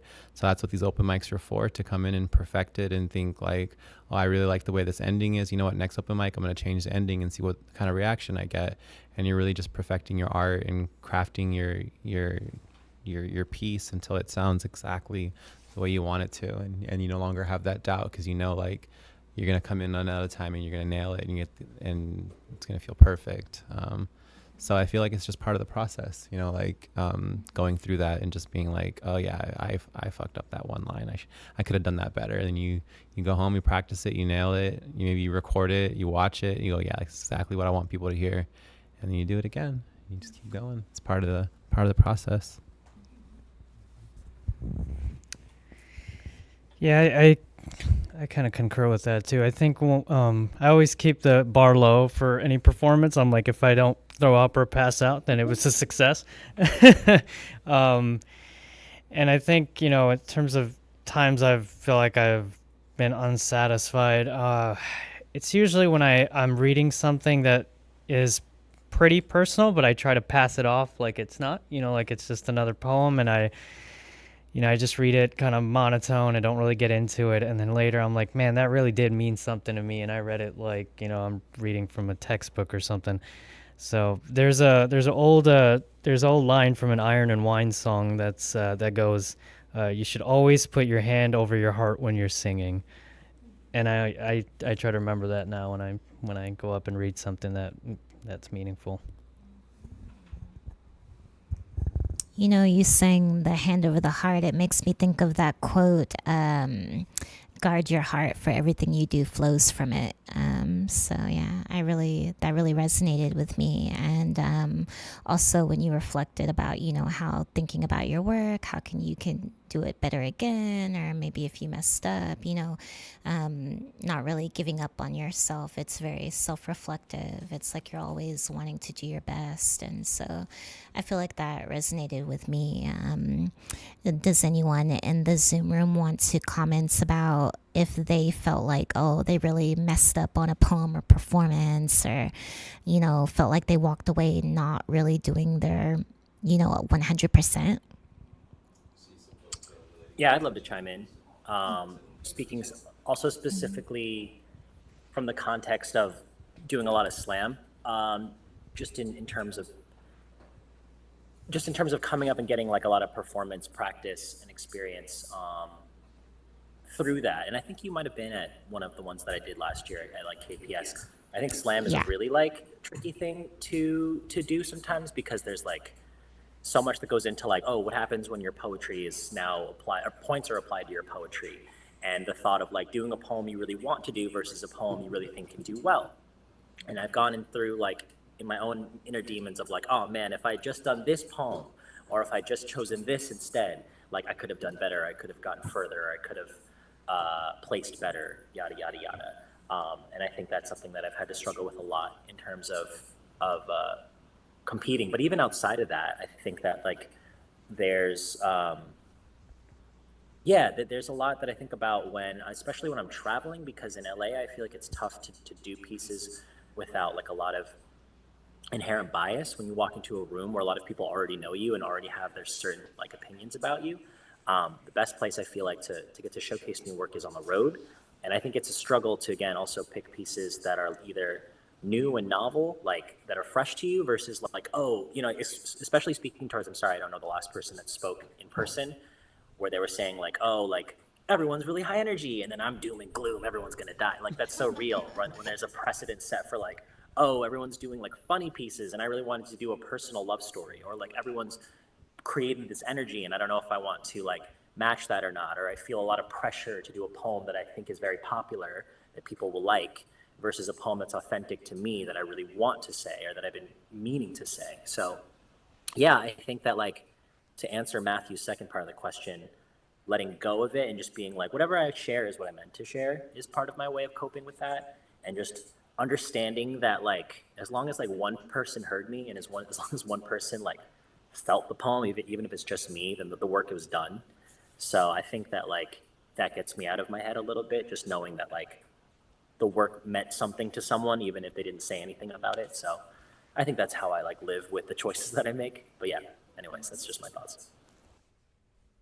Yeah, great thoughts. I love how you mentioned, going to different audiences and wish you read certain pieces, because different things do land with different people. And that kind of resonated with me because sometimes I'll read things and I'll be like, oh, they didn't get it. But okay, I'm just going to keep going or go to the next poem really fast when I feel like a poem that I read maybe doesn't land or that people didn't snap for or something like that. Typically in the moment when I'm like in a place reading a poem, I'm usually very confident. I read it. If I fumble a line, I keep going. I don't care. I don't give a flip. I'm like, I'm rocking it. But I do have moments where I know I'm being recorded. And if someone like shares it or like tags me in a story, I do this thing where I will repost it to my story, but I will mute it because it's like, oh, in the moment here with you, you are the safe space. It's cool. But in the internet with the millions of people, I don't know them, how they will connect with it. And I get a little self-conscious to the point where I don't even want to hear what I just said. So I think maybe that's my way of kind of handling it because I'm like, oh, I thought it was good, but will hundreds of people think that it's good? Yeah, but we just do our best. It's okay to mess up, and I think I try to remember that all the time. I do want to make space for more people that are in the Zoom. Maybe you want to share your thoughts on the issue of maybe not landing the poem or feeling like you didn't do your best. What are your thoughts? Yeah, I've definitely have performed and then I thought like, oh my God, I totally like butchered that line or I forgot my lyrics. And I think that when I was younger, it used to get to me more. But now that I'm a little bit older and, I'm just like, okay, like I performed, it's all good. It's all in fun and for expression and I'm more easy on myself. I think that that's the most important thing. I'm just more easy on myself and more forgiving and when I come into the stage with that idea of, yeah, I'm just gonna perform just for us to like just be part of the space together and get to know each other. Like I find that no matter how the performance goes, like I'm okay with it. And I definitely think that that's come through and it's gonna be a weird thing to say, but like the Marvelous Mrs. Maisel, she had an episode where she totally like messed up on her comedy set, but she's like really, really funny. And it was just like everyone has a bad set once in a while. And it just made me think of, you know what, like whatever, this set wasn't that good, but it's okay. Like I'll have another set that I could practice a little bit more and do a little bit better with. And I think that Matthew also asks, what do we do then? Like if we had that ugly feeling, you know, after a set, like what do we do? And you know, just like what I've started to do is like practice a little bit more or memorize certain parts, remind myself, okay, this part, you know, you might want to do this or do that. So become more proactive and kind of preparing myself. Because there's always the times that I don't prepare myself that my acts don't go as well as I would like them to go. I get that. Yeah. It's always good to kind of just, you know, make it the best it can be. And I loved what you shared earlier, even though you said it wasn't finished. I was like, oh, sounds great to me. I do want to ask, I know you mentioned that there was a comment in the chat, Ian. Was there anyone that had typed something?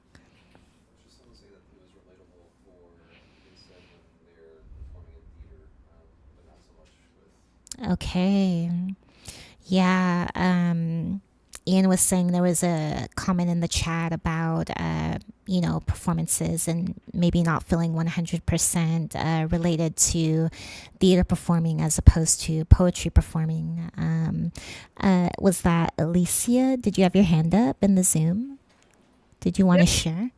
Yeah, there was a poem that it was like on the menu. It was a song titles like with like on a restaurant menu that I read it at an open mic.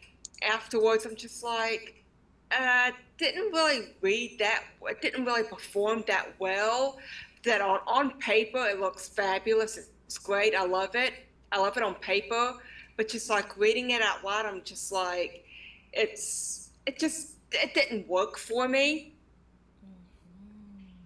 And there was another time I had did like one that I was at a slam poetry that I picked the wrong poem that I'm like, it was a good poem. I really liked it.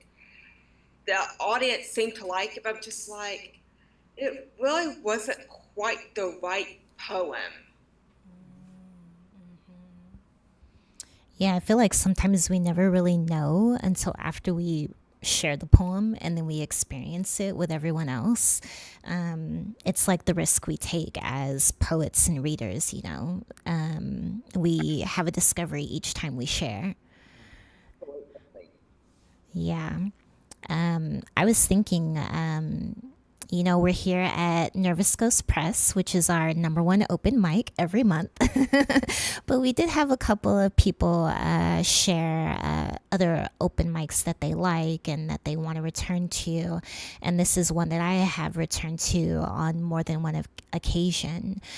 Do you guys have other open mics that you feel like, okay, this is home? I like to go there often too. Does anyone want to share some great spaces for poets? Yes, I just wanted to share one of the ones that I like to go to. It's in San Pedro. I am in love with this other open mic. What's it called, Mom? I think It's like it's I think it's at the Grand Annex, and it's every second Thursday of the month. If anyone's interested, it's pretty beautiful. cool. It's really beautiful. Shout out to San Pedro. Does anyone else want to share? I'm gonna look something up. Okay, yeah, I know Trucker Sushi mentioned the Poetry Lounge on Tuesday nights off of Fairfax. An amazing experience if you guys have not gone, as well as Obsidian Tongues out in Pomona. So I don't have a favorite. I'm not from LA, but I live here now. Been a year living here. But on Instagram, there's a person who posts open mics all over LA, and the username is Persian X6, and he'll post like every open mic that's happening in LA for like every week. So good person to follow, Persian X6. Yep. So I think those were probably some of my favorite ones. DPL Tuesday nights in Hollywood. The Poetry Lounge is their Instagram. Obsidian Tongues I really love. It's in Pomona. I believe it's the second Saturday of every month, so it's during their art walk. That one is great. I'm like, why don't I remember these? I go to them like so often. Um, La Palabra is good. It's hosted by Avenue 50 Studio. And then maybe Poetry Suite, which I watch a lot. I haven't performed at yet. That one is in Pasadena. Poetry Suite with an extra E at the end on Instagram. I think those are my favorite ones. There's also one in the Glendale Room. I cannot remember what that one's called. Dazed and Confused with Day- Fernando Funes on Thank you. first Sundays at, 8 o'clock or 9 o'clock at the Glendale Room. It's a good one. It's really intimate. Fantastic vibe, yes. These open mics definitely keep me up late. But yeah, always a good time. I feel like in my I was head. going to shout out go ahead. Yeah. a couple. Oh, sorry, Jen. Sorry, Ms. B. I was going to say the same day that Dazed and Confused happens, there's a really good open mic in historic Filipino town at a venue called Pilipino, Pilipino, Workers Center, called the Sunday Jump, which is the longest Filipino-based open mic in Los Angeles in Southern California. It's also the host of that slam that I mentioned, Katipunan Poetry Slam. They prioritize queer and BIPOC voices, and it's an all art form mic. So you can storytell, you can do poetry, you can do comedy, you can sing, you can play an instrument, and they always host a little cipher at the end, like a hip hop cipher towards the end. And then on Tuesdays, first and third Tuesday in Little Tokyo, there's the Tuesday Night Project, which is a Japanese-based arts, not a showcase, but it's kind of like an arts collective. And they have an open mic with 3 slots that are 5 minutes long. They prioritize queer and BIPOC voices. They only allow the same person to perform 2 times in the same season. And it's all community run and community organized, grassroots organization called Tuesday Night Project. Tuesday Night Cafe underneath the umbrella Tuesday Night Project. And on Wednesdays in historic Filipino town at SIPA, Search to Involve Filipino Americans, Ariana Bosco runs Palms Up Academy, which is a all art form open mic. They also provide food, so they ask people to RSVP. You can find all the information online, but they open doors at 6:30 to 7, they break bread. 7 o'clock to 9 o'clock is the open mic. It's an all art form open mic, and then they always get food and drink afterwards and celebrate community at Thunderbolt Bar in Echo Park. So those are 3 of ones I really like. All right. Poem and a party. I like that last one. Thank you for sharing all of those great options, you guys. Aside from the great environment here at Nervous Ghost Press, I will say that one that I tried this year that I liked was Tabula Rasa out in, I believe it's like Thai Town or East Hollywood. I really enjoyed the experience. It's a very cozy patio setting, very inviting, and of course Mobile Data Mag, the summer series, that will be the last finale of the summer on August 17th. Did anyone else have any other options they wanted to share? Maybe our awesome leader Matt had another question for us. Sorry, you guys. That's my mom calling me. I always have questions for everybody. So thank you, and again, thank you for sharing those. And I hope that we could all see each other at all different events and host them together, and just really expand our communities. That's the whole point, is to come together and grow and build and so on. But I have a couple questions. I guess there are 2.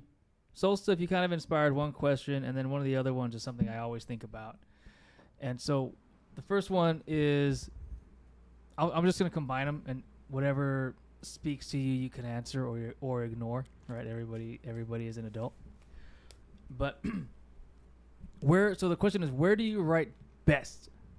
And I'll kind of explain it a little bit. So it's not just where, as in my house. Okay, sure, or at Starbucks or wherever you go. But I talk to my students all the time, and I tell them to be cognizant of not just where they are mentally, but physically. Are you sitting on a plastic chair, a wooden chair? Are you on your bed? Are you on the floor? Are you on a couch? Are you at the park? Where does your body remember that kind of that area, that moment where you write? And so I tell them all the time, don't do your homework in your bed because that's where you sleep.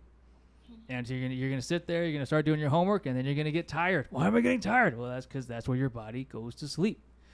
And so I find that I write best when I'm just in the dark with a pen or a paper or my computer, and maybe my headphones are on and I can't hear anything except the super super super super loud thoughts in my mind, and it's hard to write other places, or when I'm trying to write, it's almost impossible. And then the question that Soul Stuff kind of inspired and reminded me of is, do you write for an audience, or do you perform for the audience, or do you choose that day, I'm going to read this poem that I wrote because I wrote it for myself, for my brother, for my mom, for whoever it was, for my best friend, and I don't care who's watching or who's listening? Or do you walk into the room or the venue or wherever you are, the Zoom room, and you have a set list in your mind, and you're kind of, I always have my notes in my folders and everything, and you walk in and you look at the people and you go, okay, I'm going to have to read something else. Or somebody else reads something and you realize, I don't think my poem is going to fit today. Or the host says something and you're kind of feeling confident about it, and then the rug kind of gets pulled under your feet. So where do you write best or most effectively? And then do you take into account the environment when you're deciding what to read for that particular day?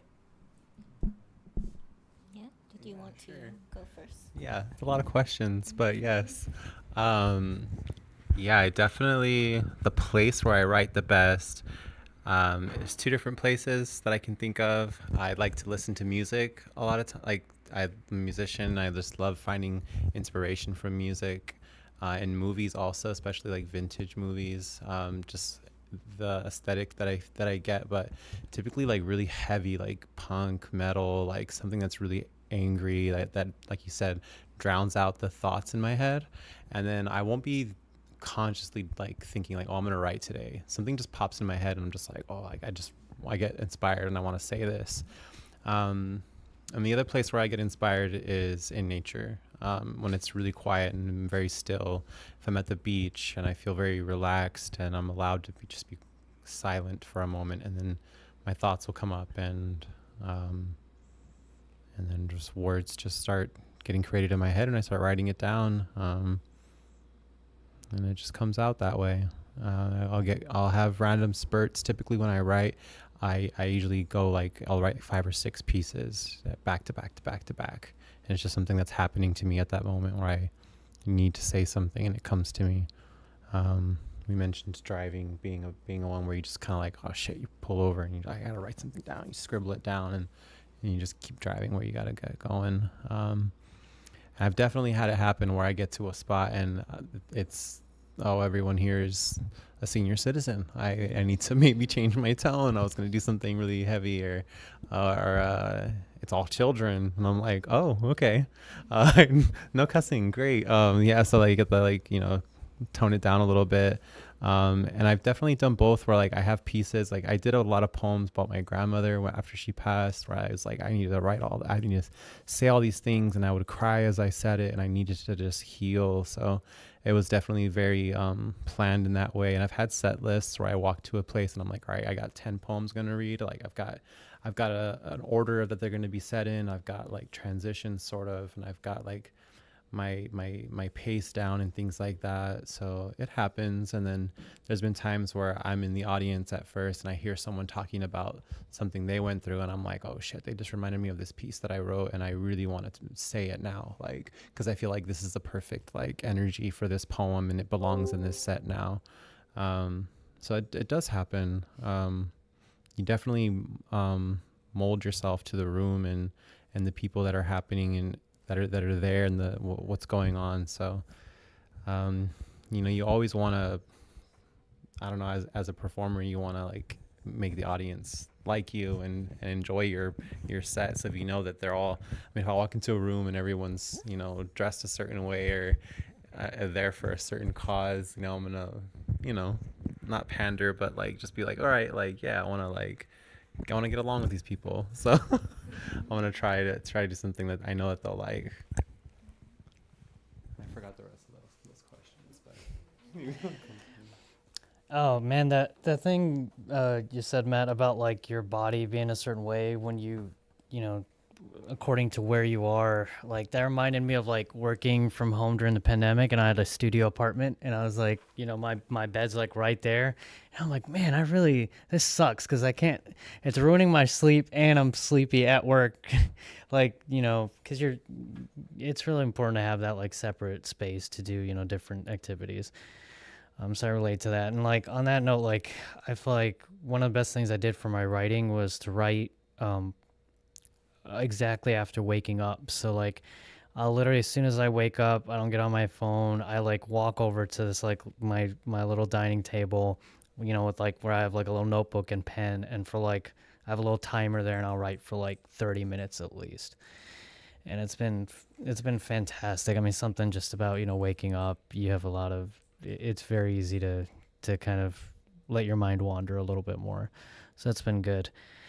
And on that second question, I have an anecdote. I used to be like, no, I'm going to read whatever, I'm going to be myself in whatever room I'm in. And then I remember distinctly this one open mic where everybody was reading some, really political poetry, and the room got really emotional. And I looked down at what I was going to read, and it was this funny poem I had written about bringing a blow-up doll to a gentleman's club. And I was like, man, about like for today, I'll make a concession. And luckily I had like other stuff on my phone to read. But yeah, as much as you want to be yourself in every room, you should have like maybe a backup piece ready to go. Yeah, I feel that. Sorry, Matt, in advance. I break your rule. I write poems in bed. And yeah. I feel like I write at very inconvenient times, one of which is like at 4 a.m. when I'm the most relaxed, and I will have maybe like my phone, or I'll have a notepad by the bed, and whatever repetitive phrase is going on in my mind, I'll go ahead and jot that down before I lose the energy and it goes somewhere else. And then that happens at awful spaces, again in the bed, then also in the shower. I'm very relaxed, the ideas are flowing, I gotta hurry up and clean myself and get out and then write down my ideas.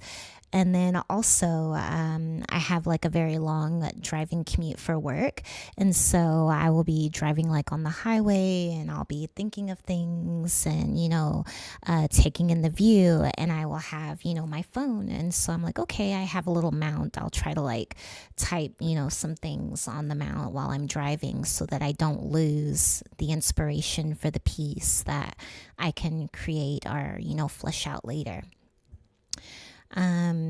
So that's, when I do like most of my writing, or get the ideas for the writing process. And as far as performing, it really depends on the event. Sometimes I wing it, but if I wing it, I try to have something old and something new. So there's always something I've never done before. Because if you go around a lot, you see all the same friends, and I'm like, oh, fudge, so-and-so's here. They heard this poem 5 times already. I gotta have something fresh. But then I have been at spaces where people have heard a poem before, and they're like, oh, can you read that one that mentions that line? And I'm like, oh, okay, I'll pull that out of my repertoire, I'm good to go. But yeah, it depends on you. It depends on your audience. But I try to at least have, 1 or 2 where I say whatever the hell I want, and then, look in the room and, have something that connects with the people that are there. Yeah, I saw something pop into the chat in the Zoom. What's that? Oh, yeah. I was just ask, like, do you ever like when you're driving in traffic, do you ever record yourself, like saying your poem, like your ideas, like out loud instead of writing them down? That sounds a lot safer. It doesn't work the same. Yeah. It's not flowing, I'm like, I'm not as good at speaking as I am with writing, so I don't get the same flow, but I have tried it, and it doesn't always work out, but yeah. So I don't know. I'm just wondering if you've ever tried that. I haven't, but there's a first time for everything. I do voice record ideas, but it may be different for other people because I know some do spoken word or some do stream of consciousness. Are there any thoughts from the people that are in the Zoom?